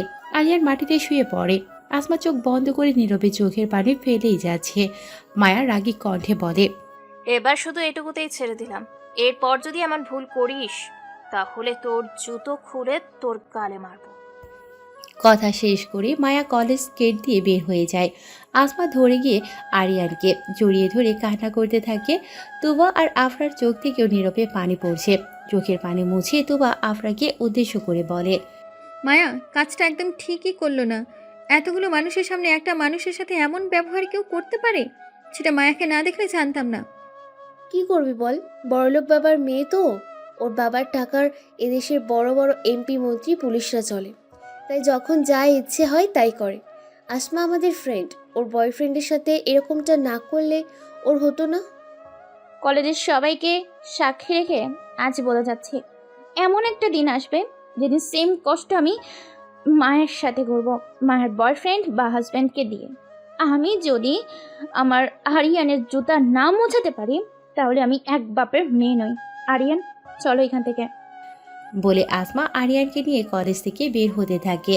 কলেজের সকল স্টুডেন্টরা আরিয়ানের দিকে তাকিয়ে মুস্কি মুস্কি হাসে। আসমা মাথা নিচু করে আরিয়ানকে নিয়ে হেঁটে যাচ্ছে। বর্তমান, আমি সেদিন শপথ করেছিলাম মায়া, তোর হাজব্যান্ডকে দিয়ে আমি আমার হাজব্যান্ডের জুতো মোছাবো। অবশেষে আজকে সেই দিনটা আসলো। যা ঘরে গিয়ে নিজের হাজব্যান্ডকে আমার হাজব্যান্ডের জুতা মোছা দিয়ে ফাইলে সাইন করিয়ে নিয়ে যা।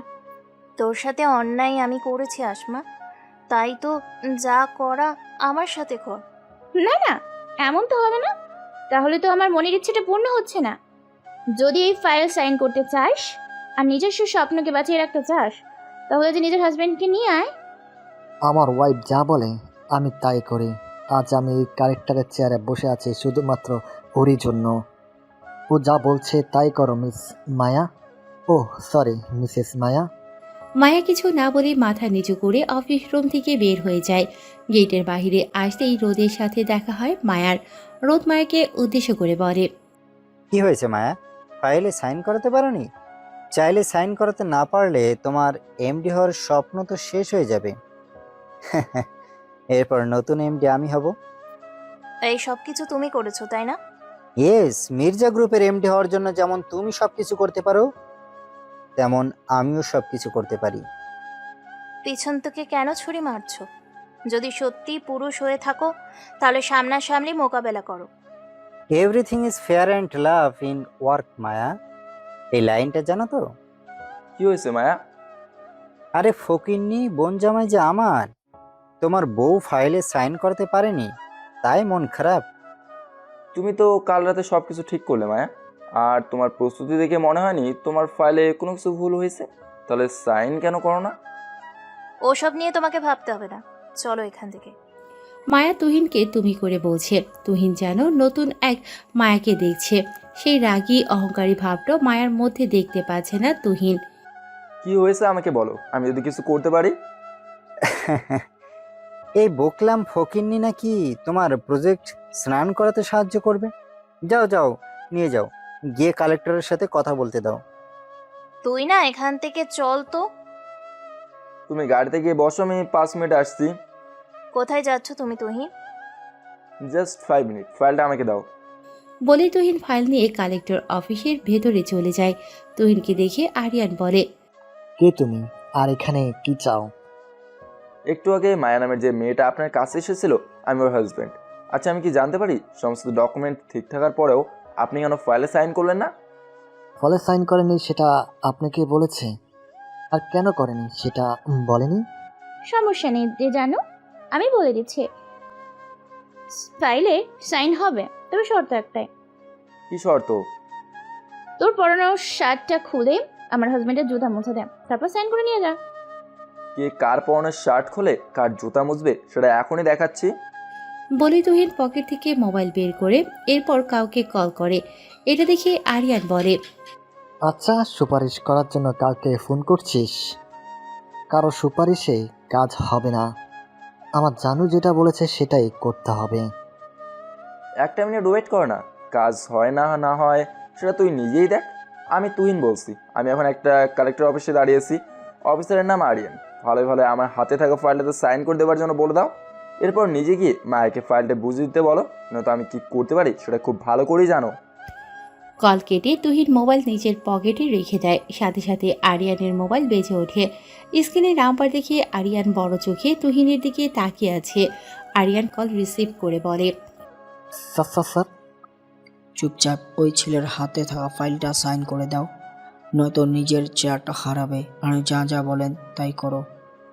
I hope you are understand. Sir. অপর পাশ থেকে কলটা কেটে দেয়। আরিয়ান মোবাইল টেবিলের উপরে রেখে দিয়ে দৌড়ে গিয়ে তুহিনের হাত থেকে ফাইল নিয়ে নেয়। এরপর ফাইলে সাইন করে দেয়। এসব দেখে আসমা ভীষণই অবাক। কি হচ্ছে সব কিছু যেন তার মাথার উপর দিয়ে যাচ্ছে। সাইন করা শেষে আরিয়ান তুহিনের দিকে ফাইলটা এগিয়ে বলে, স্যার, সাইন করে দিচ্ছি, আর আমি দুঃখিত এমন ব্যবহার করার জন্য। চলুন স্যার, আমি আপনাকে এগিয়ে দিয়ে আসি। ফাইলটা নিজের হাতে রাখো, আর এখানে কি হয়েছে সেসব যেন মায়া না জানে। মায়া যদি কিছু জিজ্ঞেস করে তাহলে বলবে আমি তোমাকে রিকোয়েস্ট করছি, হাতে পায়ে ধরছি, তাই তুমি সাইন করে দিয়েছো। আপনি যা বলবেন তাই হবে স্যার। তো আর লেট কেন, চলুন যাওয়া যাক। আর হ্যাঁ, মায়াকে আপনি এবং আপনার স্ত্রী সরি বলতে ভুলবেন না। বলে তিনজন বাহিরের দিকে হাঁটতে থাকে। মায়া বিরক্ত হয়ে গেছে এত সময় লেট করছে বলে তুহিন। আর অন্যদিকে রোদের খোঁজে দেয়া কথা তো রয়েছেই। রোদ হাসতে হাসতে বলে, যাও ভেতরে গিয়ে দেখো, তোমার ফকিন্নি জামাইকে না আবার ঘুম করে দেয়। তোমার কাছে আমি কিছু শুনতে চেয়েছি, কেন বিরক্ত করছো বারবার? আর কিছু বলবে তার আগেই তিনজন একসাথে গেট দিয়ে বের হয়ে আসে। রোদ আরিয়ানের হাতে ফাইল দেখে অবাক হয়ে তাকিয়ে আছে। তিনজন রোদ আর মায়ার সামনে এসে দাঁড়ায়। তুহিন মাথা নিচু করে হাত হোল্ড করে দাঁড়িয়ে আছে। আরিয়ান মায়ার দিকে ফাইল এগিয়ে দিয়ে বলে, সাইন করা হয়ে গেছে, তুমি চাইলে এখন থেকে প্রজেক্টের কাজ করতে পারো। মায়া অবাক হয়ে ফাইল হাতে নেয়। ফাইল খুলে দেখে সত্যি সাইন করা হয়ে গেছে। অবাক চোখে তুহিনের দিকে তাকায়। আর অন্যদিকে রোদের মাথায় যেন আকাশ ভেঙে পড়ে। রোদ রেগে গিয়ে বলে, এই আরিয়ান, তুই সাইন করে দিয়েছিস মানে? তোর সাথে আমার কি কথা হয়েছিল ভুলে গেছিস? তোর মতো অসৎ লোকের কথা শুনে আমি মায়ার সাথে খারাপ ব্যবহার করেছি, ভুলে গেছি আমার দায়িত্বের কথা। কিন্তু তুই না আমার চোখ খুলে দিয়েছে, আমি আমার নিজের দায়িত্ব পালন করেছি। আই এম সরি মায়া।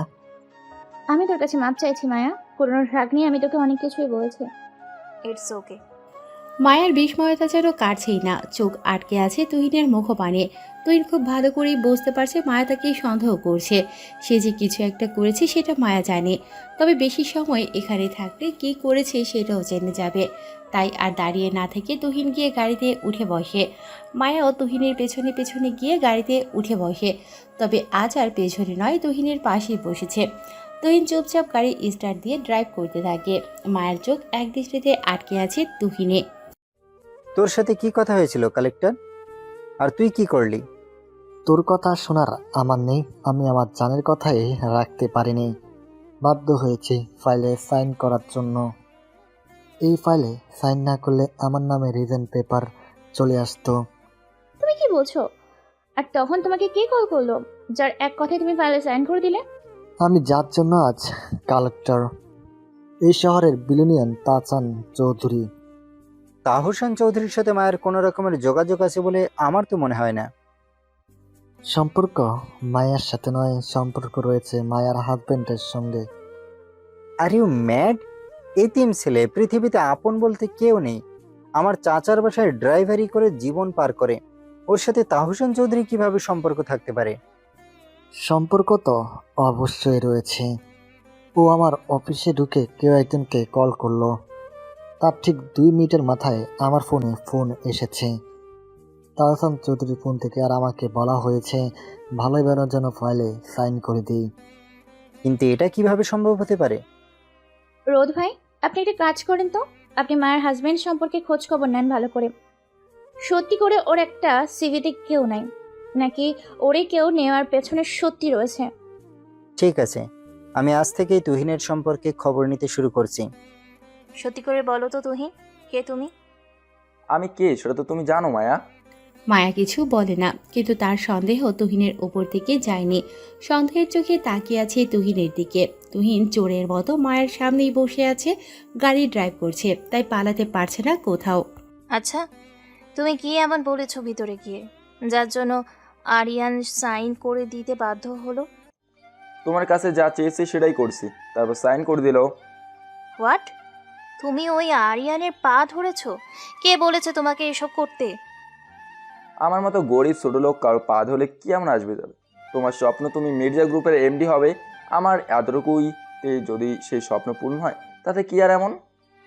আচ্ছা, সত্যি করে বলো তো, তুমি কি আসলেই মানুষ? আমি তোমাকে এত অপমান করি, এত কথা শোনাই, তারপরেও তুমি আমার জন্য এত কিছু করছো। ভালোবাসার মানুষের জন্য সামান্য কিছু করতে পারলেও মনের মাঝে অনেক শান্তি অনুভব হয়। মায়া কিছু না বলে মাথা নিচু করে নেয়। তুহিন গাড়ি ড্রাইভ করতে থাকে নিজের মতো করে। কিছু সময়ের মধ্যে পৌঁছে যায় মির্জা ভিলায়। আহান মির্জা বসে বসে পত্রিকা পড়ছে। হঠাৎ কারো আসার শব্দে পত্রিকা থেকে চোখ সরিয়ে সামনে তাকায়। তার সামনে মায়া আর তুহিন দাঁড়িয়ে আছে। মায়াকে দেখে আহান মির্জা জিজ্ঞেস করে, কি হলো, ফাইলে সাইন করিয়েছ? আবু, এই যে ফাইল, এখানে কালেক্টরের সাইন রয়েছে। আহান মির্জার মায়ার হাত থেকে ফাইল নিয়ে ভালো করে দেখতে থাকে। কিছু সময় পর আহান মির্জা বলে, গুড, কাল থেকে তুমি হবে অফিসের নতুন এমডি। আমি কাল অফিস গিয়ে তোমার নামে করে দিয়ে আসবো। তবে একটা কথা মনে রেখো মায়া, এই মির্জা কোম্পানি আমি একটু একটু করে নিজের হাতে তৈরি করেছি। এই মির্জা কোম্পানির মান সম্মান সেটা যেন কখনো নষ্ট না হয়। তুমি শুধু দোয়া করো আপু, আমি যেন তোমার মতো করেই এই মির্জা কোম্পানিকে আগলে রাখতে পারি। কাল অফিস থেকে আসার পর বাসায় পার্টি হবে। তোমার যত ফ্রেন্ড আছে তাদেরকে তুমি ইনভাইট করে নাও। মির্জা গ্রুপের নতুন ওনারের পার্টি। মায়া মাথা নেড়ে চলে যায়। তুহিনও আর সেখানে না থেকে রোমে চলে আসে। মায়া মেয়েটে বসে গভীর চিন্তায় ডুবে আছে। রোমে ঢুকে মায়াকে এতটা চিন্তিত দেখে তুহিন জিজ্ঞেস করে, তুমি কি কোনো বিষয় নিয়ে খুব চিন্তিত? হ্যাঁ, না তো, তুমি কখন আসলে রুমে? মাত্র এসেছি, কিন্তু তোমাকে তো দেখে খুব চিন্তিত মনে হচ্ছে। আজ তো তোমার খুশি হওয়ার কথা, তোমার স্বপ্ন পূরণ হচ্ছে কাল। সেটা তো অবশ্যই। তোমার যদি ফ্রেন্ড থাকে তুমি তাদেরকেও ইনভাইট করতে পারো কালকের পার্টিতে। তোমরা ছাড়া আমার আর কেউ নেই। সত্যি? তোমার আর কেউ নেই? তোমাকে মিথ্যা কেন বলবো? আচ্ছা, এসব ছাড়ো, কাল তুমি আমার সাথে মার্কেটে যাবে। হঠাৎ মার্কেটে কেন? সবাই জানে তুমি আমার হাজবেন্ড। যদিও আমি এই বিয়েটা মানি না, কিন্তু সমাজের সবার চোখে তুমি আর আমি স্বামী স্ত্রী। তাই পার্টিতে তুমি এরকম ড্রেস পরে থাকবে, এটা সবাই ভালো চোখে দেখবে না। আর তাছাড়াও তুমি যদি এইরকম করে পার্টিতে থাকো, আব্বুর মান সম্মান নিয়ে টানাটানি হবে। হঠাৎ করে আমার উপর এত দয়া দেখানোর কারণ কি জানতে পারি? কোনো কারণ নেই, শুধু যাতে আমাদের মির্জা পরিবারের সম্মান নষ্ট না হয় তার জন্য। এর বাহিরে অন্য কোনো কিছু নেই। আশা করি তুমি তোমার উত্তর পেয়ে গেছো। তুহিন কিছু না বলে মৃদু হাসে। মায়া তুহিনের হাসির কারণ বুঝতে পারে না। পরের দিন সকাল 10টা, মির্জা কোম্পানির সবাই একসাথে জড়ো হয়েছে। সাথে রফিক মির্জা ও রোদ এসেছে। আহান মির্জা আর মায়া সবার সামনে দাঁড়িয়ে আছে। আহান মির্জা বলতে শুরু করে, দীর্ঘ অনেকটা সময় আমি আপনাদের সাথে ছিলাম। এখন আমার অনেক বয়স হয়ে গেছে, তাই অফিসের এই দায়িত্ব আমার পক্ষে আর নেওয়া সম্ভব হচ্ছে না। আজ এখন এই মুহূর্তে থেকে আপনাদের একমাত্র এমডি আমার মেয়ে মায়া। এখন থেকে এই অফিস মায়ার কথা মতনই চলবে। এখানে এই অফিসের সমস্ত ডকুমেন্ট রয়েছে, যা সব কিছু আমি মায়ার নামে করে দিয়েছি। আশা করি আপনারা যেভাবে আমাকে সাহায্য করেছেন এই মির্জা কোম্পানিকে এতটা দূরে নিয়ে যেতে, মায়াকেও ঠিক ততটাই সাহায্য করবেন।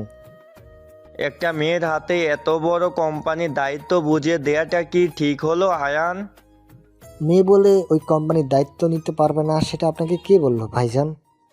আমার সম্পূর্ণ বিশ্বাস রয়েছে মায়ার উপর। মায়ার থেকে 1000 গুণ বেটার হবে রুদকে কোম্পানির দায়িত্ব বুঝিয়ে দিলে। রোদ কোম্পানির এমডি হওয়ার যোগ্যতা রাখে না, তবে হ্যাঁ, রোদ এই কোম্পানির মায়ার অ্যাসিস্ট্যান্ট হয়ে থাকতে পারে। আব্বু, তুমি সব কি বলছো?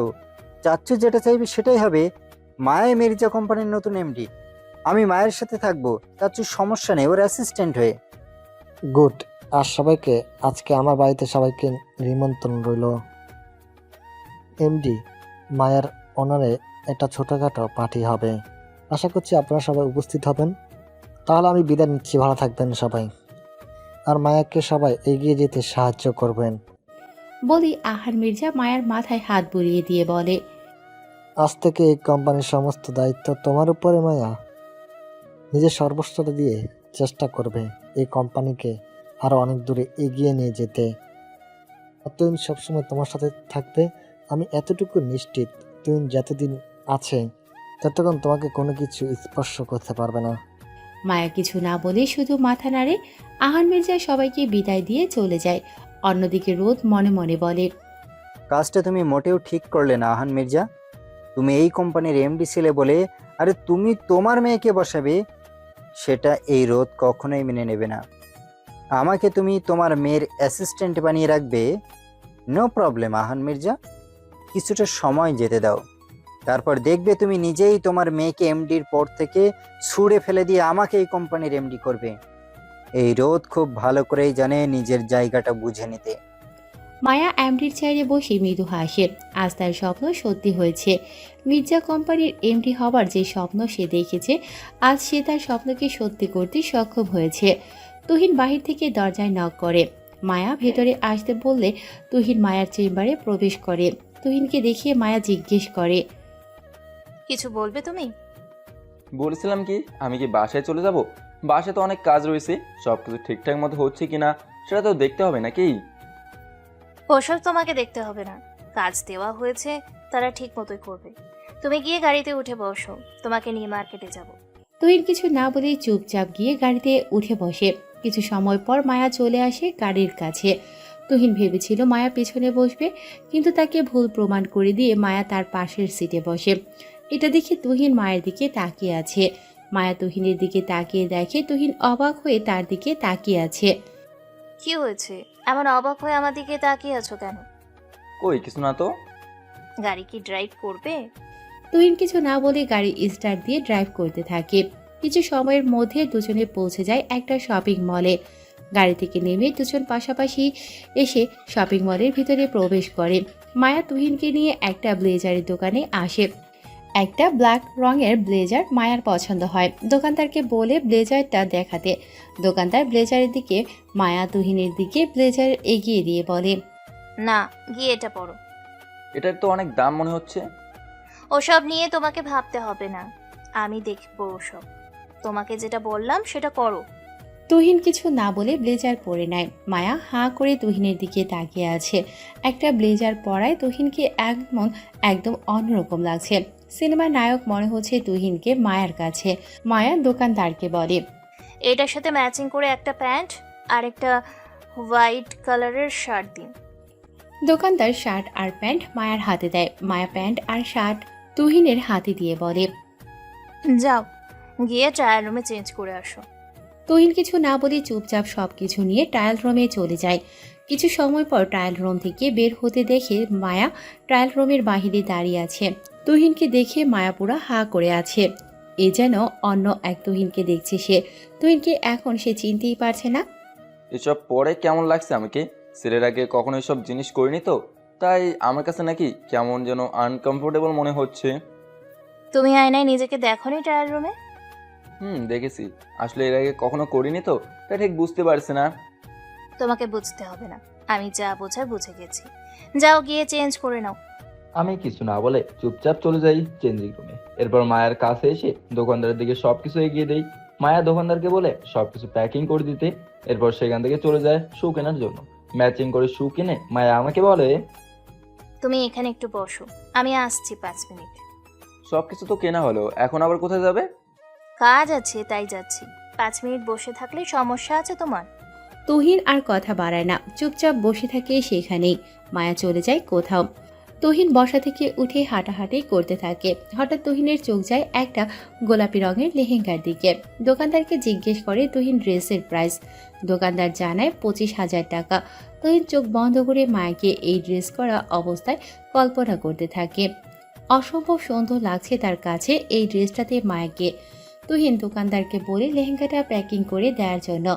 দোকানদার প্যাকিং করে তুহিনের হাতে শপিং ব্যাগ দিতেই তুহিন পকেট হতে একটা ক্রেডিট কার্ড বের করে বলে বিল নিয়ে নিতে।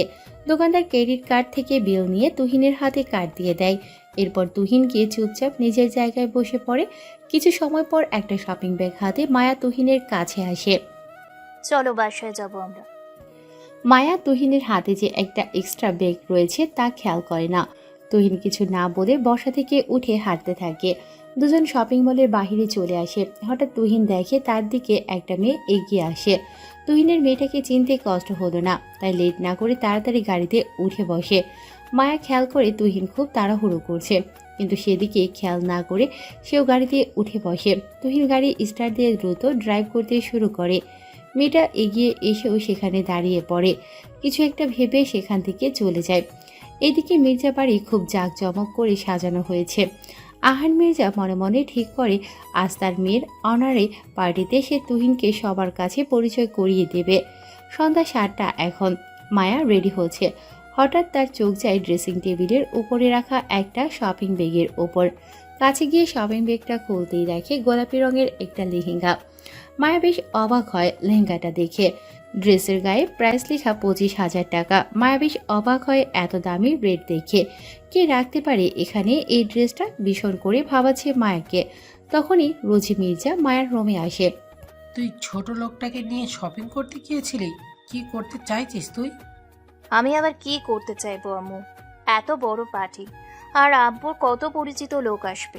ওকে যদি সবাই অ্যাড্রেসে দেখেন তাহলে আব্বুর কি মান সম্মান থাকবে? সেই জন্য শপিং করাতে নিয়ে গেছিলাম। আমরা তো অন্য কিছু মনে হচ্ছে। তোমার কি মনে হচ্ছে আম্মু? ওই ছোট লোকটার সাথে নিজের জীবনটা জড়িয়ে নষ্ট করছিস না মায়া? আমাদের তো কথা হয়েছিল তুই ওকে ডিভোর্স দিয়ে দিবি, তাহলে হঠাৎ করে ওর প্রতি এত মায়া কেন জন্মালো তোর? আমরা সবাই এখন কথা বলতে ভালো লাগছে না। পার্টিতে সবাই ওয়েট করছে, যাও। আর আমি রেডি হয়ে আসছি। বাহ, আমার জীবনটা নষ্ট করে দিয়ে এখানে ভালোই সুখের সংসার পেতেছো দেখছি। তাই এরকম আর কতগুলো মেয়েকে তুমি ফাঁসিয়েছ। এই মেয়ে, কে তুমি? আর কি সব আবল তাবল বলছো? আমি কি সেটা আপনার এই চরিত্রবান হাজবেন্ডকে জিজ্ঞেস করুন।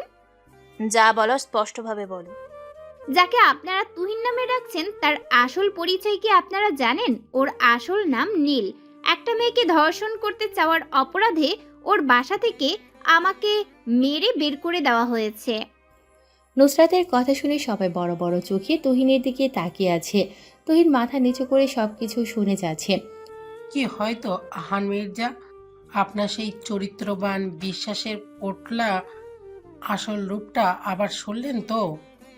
তুমি চুপ করে থাকো। তুহিন, এই মেয়ে কি বলছে? তুমি চুপ করে আছো কেন? কি বলবে এই চরিত্রহীন লম্পটটা? আমি যে মেয়ের কথা বলছি সেটা আর কেউ নয়, আমার কথা। ও আমাকে নষ্ট করতে চেয়েছিল কিন্তু পারেনি, তাই ওর বাবা আমাকে মেরে বাসা থেকে বের করে দিয়েছে। কি বলছি সব? মেয়েটা আফরা, যাকে আমরা এতটা ভালো জানতাম, তার আসল রূপ তাহলে এই? মুখ দেখে মানুষ চেনা সত্যি বড় দায়। এই ভালো মানুষের মুখোশের আড়ালে তাহলে এসব ছিল। মায়া, তুই এখনো চুপচাপ দাঁড়িয়ে থাকবি? তোর পায়ের জুতো খুলে লম্পটটার গালে মার। জুতা পেটা করতে করতে ওকে বাসা থেকে বের করে দে। তুমি একটু চুপ করে থাকবে আম্মু? কি হলো তুহিন, তুমি চুপচাপ দাঁড়িয়ে আছো কেন? আমি শুধু তোমার কাছে এইটুকুই জানতে চাই, এই মেয়েটা যা বলছে তা কি সত্যি? আমি এসব নিয়ে কোনো কথা বলতে চাই না মায়া। কথা বলবে কি করে ও? কিছু বলার মুখ কি ওর আছে? ওই সব করেছে বলেই চুপচাপ সব কিছু চলে যাচ্ছে। আর যদিও কিছু না করতো তাহলে সব কিছু বলতো এখানে। প্লিজ আম্মু, তুমি একটু চুপ করে থাকো না। তোকে যেটা জিজ্ঞেস করছি সেটার উত্তর দাও। সব কি সত্যি না মিথ্যে? আপনি হয়তো জানেন না আমি মায়া। একটা মেয়ের ইচ্ছে করে নিজেকে চরিত্রহীন বানাবে না। ওর চুপ করে থাকাই প্রমাণ করছে আমি যা বলছি তাই সবই সত্যি। আমি শুধু তোমার কাছে জানতে চাই, তুমি এটা সত্য না মিথ্যে? কি মায়া, এখন কি বললে তুমি? তোমার চরিত্রবান স্বামীর তাহলে এই রূপ? আমি তোমাকে কিছু জিজ্ঞেস করিনি। আমাকে জিজ্ঞেস করতে হবে কেন? আমাদের বাড়ির জামাই সে। মানুষ তো আমার দিকেও আঙুল তুলবে, তাই না? তুহিন, তুমি চুপ করে আছো কেন? সবাই এত কিছু বলছে, তুমি কেন চুপ করে আছো? যখন একটা মানুষ চুপচাপ হয়ে যায়, নিজের হককে নিয়েও বলা বন্ধ করে দেয়, তাহলে বুঝে নিও সেই মানুষটা নিজের মধ্যে অনেক কিছু দাফন করে দিয়েছে। তোমার এইসব রহস্য কথা আমি শুনতে চাই না তুহিন। শুধু এইটুকু বলো, এটা সত্যি না মিথ্যে? সব কিছু মিথ্যে। সবকিছু যদি মিথ্যা হয় তাহলে সত্যিটা কি তুই বল? সত্যিটা আমি বলতে পারবো না, তবে এতটুকু বলতে পারি, এই মেয়েটা যা বললো সবটাই মিথ্যে, আমি নির্দোষ। তুমি যদি নির্দোষ হয়ে থাকো তাহলে সত্যিটা বলতে তোমার প্রবলেম কোথায়? মেয়েটার সম্পর্কে আমার ফুফাতো বোন হয়, তাই আমি চাই না ওর দিকে কেউ আঙুল তুলে কথা বলুক। তুমি চাও না মেয়েটার দিকে কেউ আঙুল তুলে কথা বলুক? কিন্তু এই মেয়েটা তো তোমাকে বড়া মজলিতে চরিত্রহীন বানিয়ে দিল। এই মেয়েটা তো তোমাকে সবার সামনে দর্শক হিসাবে তৈরি করে দিল। তুহিন, এটা ওর সমস্যা আব্বু, আমি যে অপরাধী নই এটা আমার খোদা তো জানে। খোদা জানে, আর তাই তো তোর আসল রূপটা আমাদের সামনে আজ প্রকাশ করে দিল। আমরাও সবটা জানি। হঠাৎ কারো কণ্ঠ শুনে সবাই গেটের দিকে তাকায়। আহান মির্জা সহ বাকিদের চিনতে একটু কষ্ট হলো মানুষটাকে। তার পাশেই একজন ভদ্রমহিলা দাঁড়িয়ে আছে। আহান মির্জা দৌড়ে লোকটার সামনে যায়। তাহসান চৌধুরী আর তার স্ত্রী অনামিকা চৌধুরী দাঁড়িয়ে আছে। স্যার আপনি এখানে? আসতেই হলো। আমার ছেলেকে সবাই চাতা বলে অপমান করবে, আমি তো সেটা মেনে নিব না। আপনার ছেলে? কি আপনার ছেলে স্যার? নীল চৌধুরী তুহিন আমার একমাত্র ছেলে, আমার সব কিছুর মালিক। এই শহরের টপ বিলিনিয়ার, লন্ডন থেকে লেখাপড়া করা, লন্ডনে যার এক নাম কয়েকশো কোম্পানি রয়েছে, যার জন্য হাজারো পরিবার তিন বেলা পেট ভরে খেতে পারে, যাকে আপনারা গরিব এতিম বলে জানেন। তাহসান চৌধুরীর কথা শুনে সবাই অবাক হয়ে তুহিনের দিকে তাকিয়ে আছে। তুহিন ঘাড় বাঁকিয়ে বাম হাত পকেটে রেখে দাঁড়িয়ে আছে। সবার চোখ রীতিমতো কপালে। যাকে এতদিন সবাই গরিব আর এতিম বলে জেনে এসেছে, সে কোনো গরিব বা এতিম নয়। এই শহরের টপ বিলিয়নিয়ার, যার নামে এই দেশ এবং লন্ডনে কয়েক শত কোম্পানি আছে। মায়া যেন কিছুই বুঝতে পারছে না, শুধু অবাক হয়ে যাচ্ছে। নিজের জায়গায় পাথর হয়ে দাঁড়িয়ে আছে মায়া। রুজি মির্জা মাথা নিচু করে দাঁড়িয়ে আছে, তার যেন কোনো কথা নেই তার মুখে। রোজ যেন নিজের কানকেই বিশ্বাস করতে পারছে না। নুসরাত মাথা নিচু করে দাঁড়িয়ে আছে। অনামিকা চৌধুরী নুসরাতের কাছে এগিয়ে এসে বলে, কি রে, এখন কেন চুপ করে আছিস? এতক্ষণ তো অনেক কিছু বলেছিলি আমার ছেলের সম্পর্কে, এখন কেন চুপচাপ হয়ে গিয়েছিস? মামি আসলে আর কিছু বলার আগেই অনামিকা চৌধুরী নুসরাতের গালে থাপ্পড় দিয়ে বলে, এখনো তুই কথা বলছিস? এত বড় খারাপ কাজ করে তার সব দোষ আমার ছেলের উপর দিয়ে দিয়েছিস তুই। সব কিছু শুনেছি আমি উনার থেকে। আর নীলও তোকে একের পর এক মিথ্যা বলে অপমান করছে সবার সামনে। তুই সব কিছু কেন মুখ বন্ধ করে সহ্য করেছিস? কেন ওর গালে থাপ্পড় দিয়ে সত্যিটা বললি না সবার সামনে? আমি বারণ করেছিলাম সত্যিটা বলতে, তাই এত সময় চুপ করে সব কিছু সহ্য করেছি নীল। তুমি ওকে সত্যি বলতে বারণ করেছো, কিন্তু কেন? ফ্ল্যাশব্যাক। তুহিন নিজের রুমে শুয়ে আছে। হঠাৎ নুসরাত তুহিনের রুমে ঢুকে দরজা বন্ধ করে দেয়। নুসরাতকে হঠাৎ দরজা বন্ধ করতে দেখে তুহিন এক লাফিয়ে উঠে বসে পড়ে। দেখি নুসরাত, তুমি রুমের দরজা বন্ধ করছো কেন? ভয় পাবার কিছু নেই নীল, সবাই ঘুমিয়ে পড়েছে। আমাদের মাঝে এখন যাই হোক কেউ জানতে পারবে না। আমাদের মাঝে কিছুই হবে না, তুমি এখনই আমার রুম থেকে বের হয়ে যাও। আমি তোমাকে ভালোবাসি নীল, তুমি কেন বুঝতে চাইছো না? But I don't love you. ফুপাতো বোন আসো, ফুপাতো বোনই থাকো, এর বাইরে অন্য কিছু হওয়ার চেষ্টাও করো না। আমি পারবো না তোমার কথা রাখতে নীল। সেই ছোট থেকেই তোমাকে ভালোবাসি। আর তুমি লন্ডন থেকে আসার পর যখন তোমাকে দেখলাম আমার ভিতরে তখন থেকেই উতাল পাতাল শুরু হয়ে গেছে তোমাকে কাছে পাবার জন্য। শাট আপ নুসরাত, লজ্জা শরম বলে কিছু নেই তোমার দেখছি। এখন এই মুহূর্তে তুমি আমার রুম থেকে বের হয়ে যাও। কেন এমন করছো নীল? আমি তোমাকে ভালোবাসি তাই কাছে পেতে চাই, ঠিক আছে? আমাকে তোমার বিয়ে করতে হবে না, জাস্ট একবার আমি তোমার সাথে শারীরিক সম্পর্ক করতে চাই। I want to have with you just one time. No one will know this, I promise you. Just shut up Nusrat, তুমি এতটা নোংরা সেটা আমি ভাবতেও পারছি না। I hate talking to girls like you. Get out of my room now or my hands will go up. ভালো একটা অফার দিলাম তোমাকে, পছন্দ হলো না, ঠিক আছে? তোমাকে নিজের করে পাবার জন্য আমার যা করতে হয় আমি তাই করব। বলেই নুসরাত দৌড়ে এসে তুহিনকে জড়িয়ে ধরে। তুহিন নুসরাতকে নিজের থেকে ছাড়ানোর চেষ্টা করছে, কিন্তু হুট করে নুসরাত এরকম করায় তুহিন নিজের তাল সামলে বেডে শুয়ে পড়ে। তুহিন নিচে আর নুসরাত তুহিনের উপরে শুয়ে আছে। নুসরাত তুহিনের ঘাড়ে গলায় পাগলের মতো কিস করতে থাকে। তুহিন নিজের সমস্ত শক্তি দিয়ে নুসরাতকে ধাক্কা দেয়। নুসরাত তুহিনের থেকে ছিটকে পড়ে যায়। তুহিন শোয়া থেকে উঠে দাঁড়িয়ে নুসরাতকে টেনে তুলে নুসরাতের গালে থাপ্পড় দিয়ে বলে, তোমার মতো এত বাজে মেয়ে আমি আমার জীবনেও দেখিনি। এই মুহূর্তে আমার রুম থেকে বের হয়ে যা বলছি, নয়তো আমি তোমার কি করব তুমি বুঝতেও পারছো না।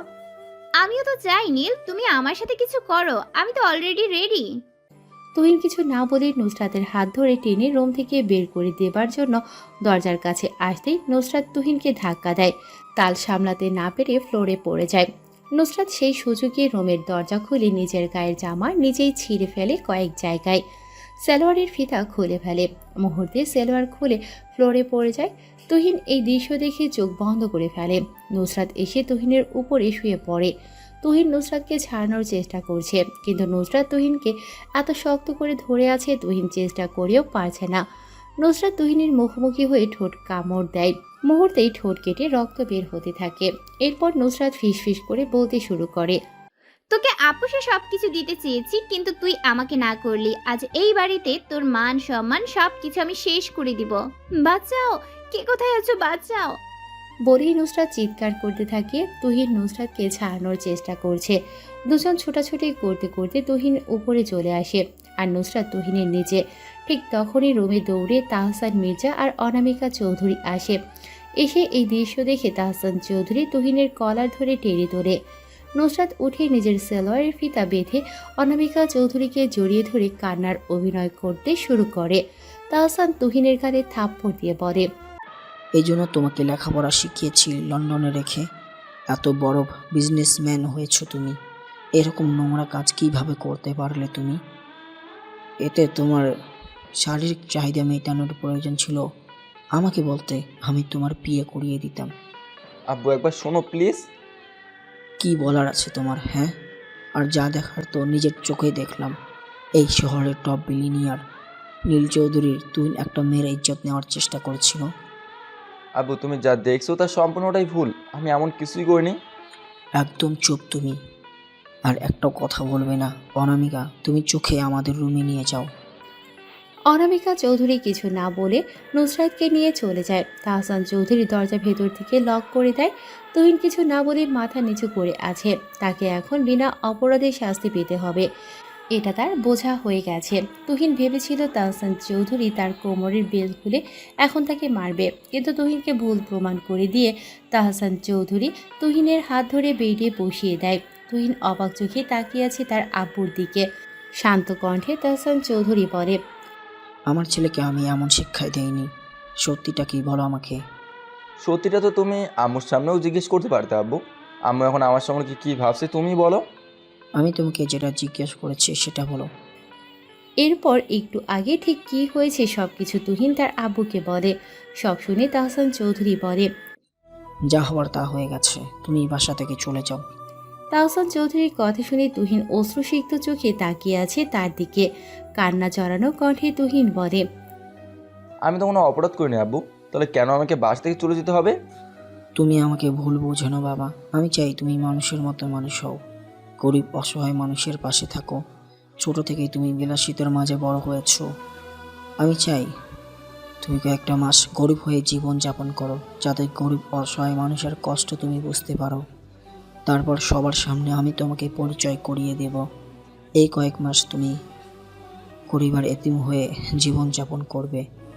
তোমার আসল পরিচয় কেউ জানবে না। এতে করে তুমিও জানতে পারবে মানুষের আসল রূপ খারাপ কী রকম। ঠিক আছে আব্বু, তুমি যা চাও তাই হবে। Good boy. আর হ্যাঁ, আজকের এই ঘটনা কখনো যেন কাউকে জানতে না পারে। একটু করে আমাদের পরিবারের মান সম্মান নষ্ট হতে হলেও নুসরাত আমার বোনের মেয়ে। কাদা শুধু ওর গায়ে ছিটাবে না, আমাদের দুই পরিবারের উপরও ছিটাবে। তাই যাই হয়ে যাক না কেন, তুমি কখনো সত্যিটা কাউকে বলবে না। ঠিক আছে আব্বু। একটু পর কাউকে কিছু না বলে চুপচাপ যা পড়ে আছো তাই নিয়ে চলে যাবে। কোনো টাকা পয়সা সাথে নেবে না, আর তোমার ঠিকানা কাউকে বলবে না। আমি গিয়ে নুসরাতকে বাসায় পাঠিয়ে দিচ্ছি, তুমি অপেক্ষা করো। বলেই তাহসান চৌধুরী তুহিনের রুম থেকে চলে যায়। তুহিন একটা দীর্ঘশ্বাস ফেলে বেডে শুয়ে পড়ে। তাহসান চৌধুরী রুমে এসে দেখে নুসরাত অনামিকা চৌধুরীকে জড়িয়ে ধরে কান্না করেই যাচ্ছে। অনামিকা চৌধুরী বলে, নীলকে কিছু করনি তো তুমি? যা শাস্তি ভাবার তাই দিয়েছি। আগামী 1 সপ্তাহ নীলকে খাবার দিবে না। নুসরাত, চলো তোমাকে তোমার বাসায় দিয়ে আসি, আর আজকে যা হয়েছে সব ভুলে যাও। মামা নীল, তুমি নীলকে কিছু করো না। ও তো আমার মামাতো ভাই, ভুল করে ফেলেছে। সেটা নিয়ে তোমাকে ভাবতে হবে না, চলো আমার সাথে। বাসায় কাউকেই সব নিয়ে বলার প্রয়োজন নেই। বলেই তাহসান চৌধুরী নুসরাতকে নিয়ে বাসা থেকে বের হয়ে যায়। অনামিকা চৌধুরী তুহিনের রুমের সামনে এসে দরজা ধাক্কা দেয়, কিন্তু দরজা ভেতর থেকে বন্ধ। কিছু সময় দরজা ধাক্কা আর তুহিনকে ডাকতে থাকে, কিন্তু তুহিন দরজা খোলে না আর কথা বলে না। অনামিকা চৌধুরী চোখে পানি নিয়ে নিজের রুমে চলে আসে। এদিকে নুসরাতকে তার বাসার সামনে নামিয়ে দিয়ে তাহসান চৌধুরী বলে, আজকের এই ঘটনা আমি কোনোদিন ভুলবো না, যাও বাসায় যাও। তাহসান চৌধুরী গাড়ি টান দিয়ে চলে যায়। নুসরাত ঠোঁটের কোণে বাঁকা হাসি টেনে মনে মনে বলে, খেল তো সবে শুরু হলো মামা। আপনার অহংকারের ছেলেকে যদি আমি জেলের ভাত না খাইয়ে ছাড়ছি, তবে আমার নামও নুসরাত না। ভালোবেসে আপন করে খেতে চেয়েছিলাম আপনার ছেলেকে আমি, কিন্তু আপনার এত টাকা পয়সা অহংকারে মাটিতে পাওয়াই পড়ে না। এই নুসরাতকে ফিরিয়ে দেয়, আমাকে খালি হাতে ফিরিয়ে দেবার শাস্তি তো ওকে পেতেই হবে। গেট রেডি মামা। বলেই অট্টহাসিতে মেতে ওঠে নুসরাত। অন্যদিকে তাহসান চৌধুরী বাসায় আসতেই অনামিকা চৌধুরী বলে, তুমি কি করেছো আমার ছেলের সাথে? আমি সেই কতক্ষণ থেকে দরজা নক করে গেছি, কিন্তু ও দরজা খুলছে না। কিছুই করিনি। আমি কখনো বিশ্বাস করি না আমার ছেলের এখন কাজ করতে পারে। বিশ্বাস তো আমি করিনি অনামিকা, নিজের চোখে যা দেখলাম। তারপর কি করে? চোখের সামনে যা ঘটে সব সময় তা সত্যি হয় না, তার পিছনে কোনো না কোনো সত্যি থাকে। তুমি কেন নীলকে কিছু বলতে দিলে না? নীল যা বলার বলছে। নীল বাসা থেকে চলে যাবে। এই বাসা থেকে চলে যাবে মানে? কোথায় যাবে নীল? নীলের পরীক্ষা আজ থেকে শুরু হলো। কিসের পরীক্ষা নীল? সত্যি করে মানুষ হবার আর সত্যিকারের মানুষকে চেনার। তুমি তুমি এমনটা করো না, আমার ছেলেকে আমার থেকে দূরে সরিয়ে দিও না। তুমি এই বিষয়টা বুঝতে পারছো না অনামিকা। নুসরাত চুপচাপ বসে থাকে না, আমি শিওর ও পুলিশের কাছে যাবে, আর পুলিশ তাই বিশ্বাস করবেন নুসরাত যা বলবে। এখন আমাদের ছেলে জেলে থাকতে হবে। হ্যাঁ, আমি ওকে ছাড়িয়ে আনতে পারবো টাকা দিয়ে, কিন্তু তাতে আমার ছেলের মান সম্মান সব নষ্ট হয়ে যাবে। বিষয়টা বোঝার চেষ্টা করো। অনামিকা চৌধুরী আর কিছু বলে না। তার কিছু সময় পরে তুহিন বাসা থেকে বের হয়ে যায়। বর্তমান আর আজকে এখানে আসার কিছুক্ষণ আগে তোর আসল রূপটা আমি জেনে এসেছি। ইচ্ছে তো করছিল তোকে আমি মেরে ফেলি। তোর মতন মেয়ের গালে হাত তুলতেই ঘৃণা লাগে আমার। নীল, যা, তোর সব কিছু গুছিয়ে নিয়ে চলে আয়। তোকে আর এখানে থাকতে হবে না। চৌধুরী ভিলা তোকে ছাড়া শূন্য হয়ে আছে বাবা। তুহিন কিছু না বলে চুপচাপ রুমে চলে আসে। মায়া ও তুহিনের পেছনে পেছনে রুমে আসে। তুহিন একটা ব্যাগে নিজের জামা কাপড় গোছাতে শুরু করে। মায়া মাথা নিচু করে সবকিছু দেখছে। সবকিছু গোছানো হয়ে গেলে তুহিন মায়ের কাছে গিয়ে বলে, আমি চলে যাচ্ছি মায়া, তোমাকে আর কষ্ট করতে হবে না আমার জন্য। আজ থেকে তুমি মুক্ত। আমি বাসায় পৌঁছে তোমাকে ডিভোর্স লেটার পাঠিয়ে দেবো। তারপর তুমি তোমার মতো করে স্বাধীনভাবে চলতে পারবে। তুমি সত্যি সত্যি চলে যাবে? এখানে আমাকে আর প্রয়োজন নেই। হাঁটা ছাড়াও যাকে ভালোবেসে এখানে এসেছিলাম সে তো আর আমাকে ভালোবাসে না। আমাকে দেখলে তার গা জ্বালা পোড়া করে, তাই শুধু শুধু তাকে আর কষ্ট দিতে চায় না এখানে থেকে।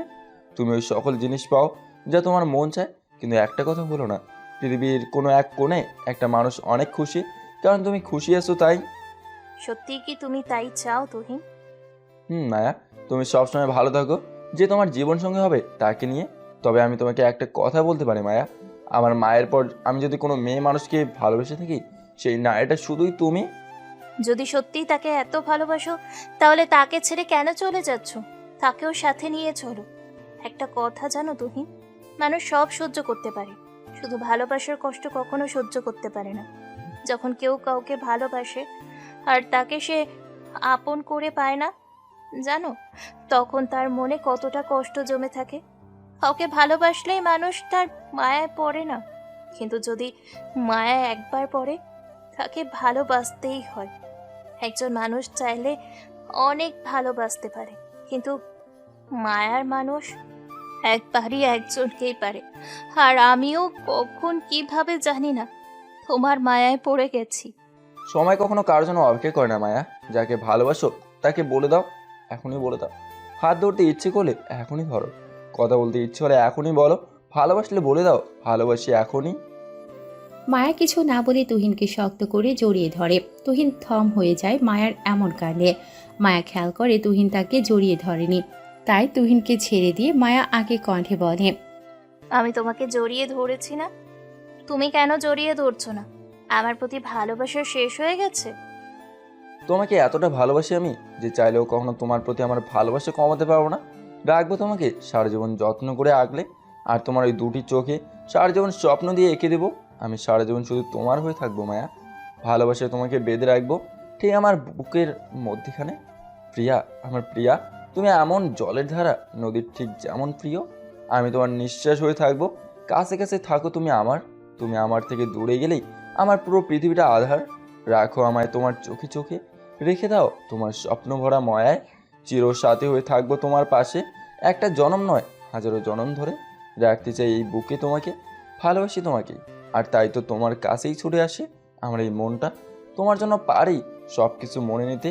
ভালোবাসার চেয়ে বড় কিছু আর নেই এই পৃথিবীতে। রাখবো জড়িয়ে প্রেমের চাদরে আমার এই মনেরই ঘরে।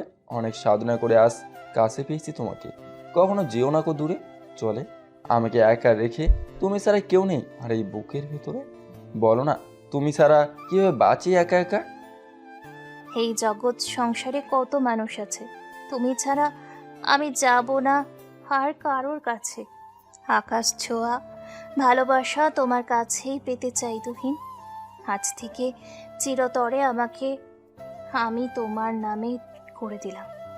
তুমি আমাকে নিয়ে চলো এক নতুন ভুবনে। আধার মুছে এনে দাও আলো আমার এই জীবনে। বলে মায়া তুহিনকে শক্ত করে জড়িয়ে ধরে। তুহিনও আগলে নেয় নিজের বুকে মায়াকে। এরা এখন কি করবে সেটা আমি জানি না। চলুন বাহিরের কি অবস্থা একটু দেখে আসি। স্যার, আমি জানতাম না তুহিন আপনার ছেলে। ওকা কোনো পরিচয় দেয়নি আর কখনো তেমন কিছু বুঝতেও পারেনি। এটাই ওর পরীক্ষা ছিল।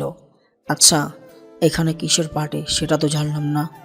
আমার মেয়ে মানে আপনাদের পুত্রবধূর অনারে এই পাঠে আমার অফিসের নতুন এমডির পদে বসেছে, এই আর কি। আচ্ছা, আপনারা এইসব জানলেন কিভাবে? আমি ঠিক বুঝতে পারছি না। আহান মির্জার মতো আপনারাও হয়তো বুঝতে পারছেন না কিছু। তাহসান চৌধুরী আর অনামিকা চৌধুরী এখানে আসলো কি করে, চলুন তার মুখেই শুনে নিই। যখন নুসরত এসব করছিল তখন নীলা আমাকে টেক্সট করে আর এখানকার সব কিছু জানায়, লোকেশন সেন্ড করার সাথে। আমার ছেলে এই অপমান আমি নিতে পারছিলাম না, তাই চলে আসলাম। তুমি একটা মেয়ে হয়ে এত নোংরা কাজ কিভাবে করলে? তোমাকে ভালোবাসি না বলে তুমি একজন মানুষের পুরো জীবনটা নষ্ট করে দিতে চেয়েছিলে। তোমার জন্য বাকি মেয়েদেরকেও ছেলেরা বিশ্বাস করতে ভয় পায়। কি আন্টি, এখন কেন চুপচাপ হয়ে দাঁড়িয়ে আছেন? বলেন, এখন সত্যিটা শুনলেন তো? রুজি মির্জা তাহসান চৌধুরীর কাছে এসে মাথা নিচু করে বলে, আমাকে ক্ষমা করে দিন, আমি না জেনে শুনে অনেক কিছু বলেছি তুহিনকে। এখন কোথায় গেল তোমার সেই অহংকার? এখন আর তুহিনকে অপমান করবে না? নিজের ভুল আমি বুঝতে পেরেছি, আমি অনুতপ্ত। নিজের ভুলের জন্যে তুমিও আমাকে ক্ষমা করে দাও। মানুষ মাত্রই ভুল হয়ে যায় ভাবি। আপনি আপনার ভুল বুঝতে পেরেছেন, এটাই অনেক। আপনার ভাইয়ের ছেলেটা কোথায় আহান সাহেব? বলেই চারপাশে তাকায় তাহসান চৌধুরী, দেখে এক কোণে মাথা নিচু করে দাঁড়িয়ে আছে রফিক মির্জা আর রোদ। তাহসান চৌধুরী রোদের কাছে গিয়ে বলে, তুমি কি কি করেছো সব কিছু আমি জানি। সব শয়তানি বন্ধ করে ভালো হয়ে যাও, নয়তো এবার ক্ষমা করলেও এরপর আর সুযোগ পাবে না। রোদ শুকনো ঢোক গিলে মাথা নাড়ে। এইদিকে রুমের দরজা বন্ধ, মেঝেতে দুজোড়া ড্রেস পরে আছে, গায়ে একটা কাঁথা জড়িয়ে মায়াকে বুকে নিয়ে শুয়ে আছে তুহিন। তুহিন এক হাতে মায়ার চুলে বিলি কেটে দিচ্ছে, অন্য হাতে মায়াকে জড়িয়ে ধরে আছে। মায়া দু হাতে তুহিনের গলা জড়িয়ে ধরে আছে। একটু পর মায়া তুহিনের খোলা বুকে কিস করতে থাকে। তুহিন মুচকি হেসে মায়াকে এক টানে উপরে তুলে মুখোমুখি করে ফেলে। দুজোড়া চোখ নিজেদেরকে দেখতে ব্যস্ত হয়ে যায়। ধীরে ধীরে মায়া তুহিনের ঠোঁটের দিকে এগোতে থাকে। মুহূর্তেই চার ঠোঁট নিজের মাঝে ব্যস্ত হয়ে যায়। মায়ার এক হাত তুহিনের চুলে, অন্য হাত তুহিনের বুকে, আর তুহিনের এক হাত মায়ার পিঠে, অন্য হাত মায়ার বুকে। একে অপরকে পাগলের মতো কিস করতে থাকে। কিস করতে করতে তুহিন মায়াকে নিচে শুইয়ে দেয় আর নিচে শুয়ে পড়ে মায়ার উপরে। তুহিন মায়ার গলায় ঘাড়ে কিস করতে থাকে। মায়া এক হাতে তুহিনের পিঠ শক্ত করে ধরে আছে, অন্য হাতে বিছানার চাদর খামছে আছে। তুহিন ধীরে ধীরে মায়ের বুকে কিস করতে থাকে। একটু পর মায়া তুহিনের চুল ধরে টেনে উপরে তুলে তুহিনের ঠোঁটে নিচের ঠোঁট ডুবিয়ে দেয় আর শুরু হয়ে যায় আদরের অধ্যায়। বেশ কিছু সময় পর একে অপরকে জড়িয়ে ধরে শুয়ে পড়ে। পরের দিন সকাল 10টা, সবাই বসে আছে ড্রয়িং রুমে। তা কি ঠিক করলে তোমরা? কিসের কথা বলছো আব্বু? বাসায় যাচ্ছ কবে আমার বউ মাকে নিয়ে? হবে যাবে মানে কি? আমি আমার ছেলে আর বউকে আজকে বাসায় নিয়ে যেতে চাই। আপনি কি বলেন ভাই সাহেব? আমি আর কি বলবো বিয়ান সাহেবা, আপনারা যেটা ভালো মনে করেন। তাহলে আমরা আজকে ওদের বাসায় নিয়ে যাই। এই কয়েকদিনের মধ্যে একটা অনুষ্ঠান করে সবার সামনে ওদের পরিচয় করিয়ে দিব। আর নীলকেও তো এবার অফিসে সব দায়িত্ব নিতে হবে। নীল, বৌমাকে নিয়ে গিয়ে রেডি হয়ে আয়, আমরা তাহলে বাসায় রওনা দেই। তুহিন মাথা নেড়ে মায়াকে নিয়ে চলে আসে রুমে। তুহিনের পছন্দ করা লেহেঙ্গা পরে রেডি হয়ে নেয় মায়া, আর তুহিন মায়ার দেয়া ড্রেস পরে নেয়। রেডি হয়ে দুজন নিচে চলে। সবার থেকে বিদায় নিয়ে রওনা দেয় চৌধুরী ভিলার উদ্দেশ্যে। মায়ের কপালটা সত্যি অনেক ভালো, বড়লোক ঘরে জন্ম নিল আর এখন তার থেকে 1000 গুণ বড়লোকের ঘরের বউ হলো। আমার প্রতিশোধ নেওয়া আর হলো না। ভুলে যাও প্রতিশোধের কথা। তাহসান চৌধুরীর এক ফোন কলে সবার হাঁটু কাঁপে। তুহিন তারই ছেলে। তাহসান চৌধুরী শুধু বাংলাদেশে বিজনেস করে বিলিনিয়ার, আর তার ছেলে তো লন্ডনে কয়েকশো কোম্পানি আছে। তাহলে ভাবো সে কত বড় বিলিনিয়ার। বাকি জীবন ওকে দেখলে ম্যাম ম্যাম করে কাটাতে হবে। যাই হোক, চলো আমরা ওদের চিন্তা বাদ দিয়ে আমাদের বাবু নিয়ে আসার জন্য কাজে লেগে পড়ি। আমার কখনো তুহিন ভাইকে দেখে মনে হয়নি সে এতটা বড় লোক। যেভাবে চলাফেরা করতো মনে হতো তার থেকে ভিখারিই ভালো আছে, আর এখন সে নাকি এত কিছুর মালিক। মায়ের কপাল আছে বলতে হবে। ইস, আমি যদি মায়ের জায়গায় থাকতাম। এটা শুধু কল্পনা করতে থাক। সব কিছু চিন্তা বাদ দিয়ে এখন ভালো করে চলাফেরা করার চিন্তা কর, নয়তো আমাদের বাবা ছেলের অস্তিত্ব মুছে ফেলবে তাহসান চৌধুরী আর তার ছেলে। আমি তো কাল তাহসান চৌধুরীকে দেখে রীতিমতো কাঁপতে শুরু করেছিলাম, আর যখন জানতে পারলাম তুহিন তার ছেলে, আমি তো পারছিলাম না সেখান থেকে পালিয়ে আসি। আমার মির্জা কোম্পানির এমডি হবার স্বপ্ন নেই আব্বু, যেভাবে আছি সেভাবেই বাকি জীবন কাটিয়ে দেব। এটাই ভালো হবে আমাদের বাবা ছেলের জন্য। তুমি আমাকে মাফ করে দিয়েছো?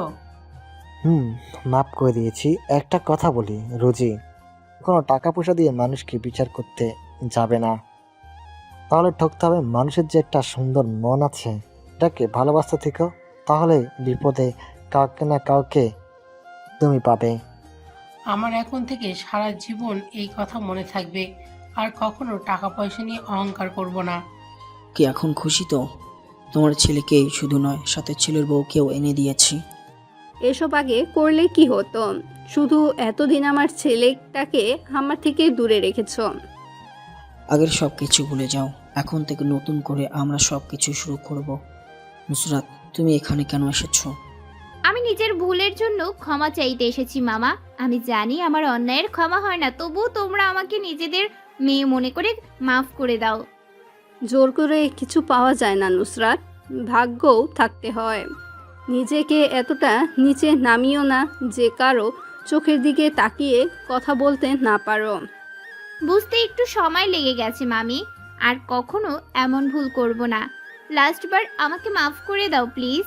ঠিক আছে, তবে মনে রেখো এটাই লাস্টবার। আয় আমার পাশে এসে বস। নুসরাত গিয়ে অনামিকা চৌধুরীর পাশে বসে অনামিকা চৌধুরী নুসরাতকে নিজের বুকে জড়িয়ে ধরে। সকল কিছুর মীমাংসা হয়ে গেল। এখন থেকে সবাই ভালো মানুষ হয়ে চলাফেরা করবে। আপনারা ভালো মানুষ হয়ে উঠুন, নিজে বদলে যান, তাহলে দেখবেন দেশও বদলে যাবে। চলুন আজকে আমরা বিদায় নেই, আবার নতুন কোনো গল্পের সাথে খুব তাড়াতাড়ি দেখা হচ্ছে আপনাদের সাথে। সে পর্যন্ত সকলে ভালো থাকুন, সুস্থ থাকুন। খোদাহাফেজ।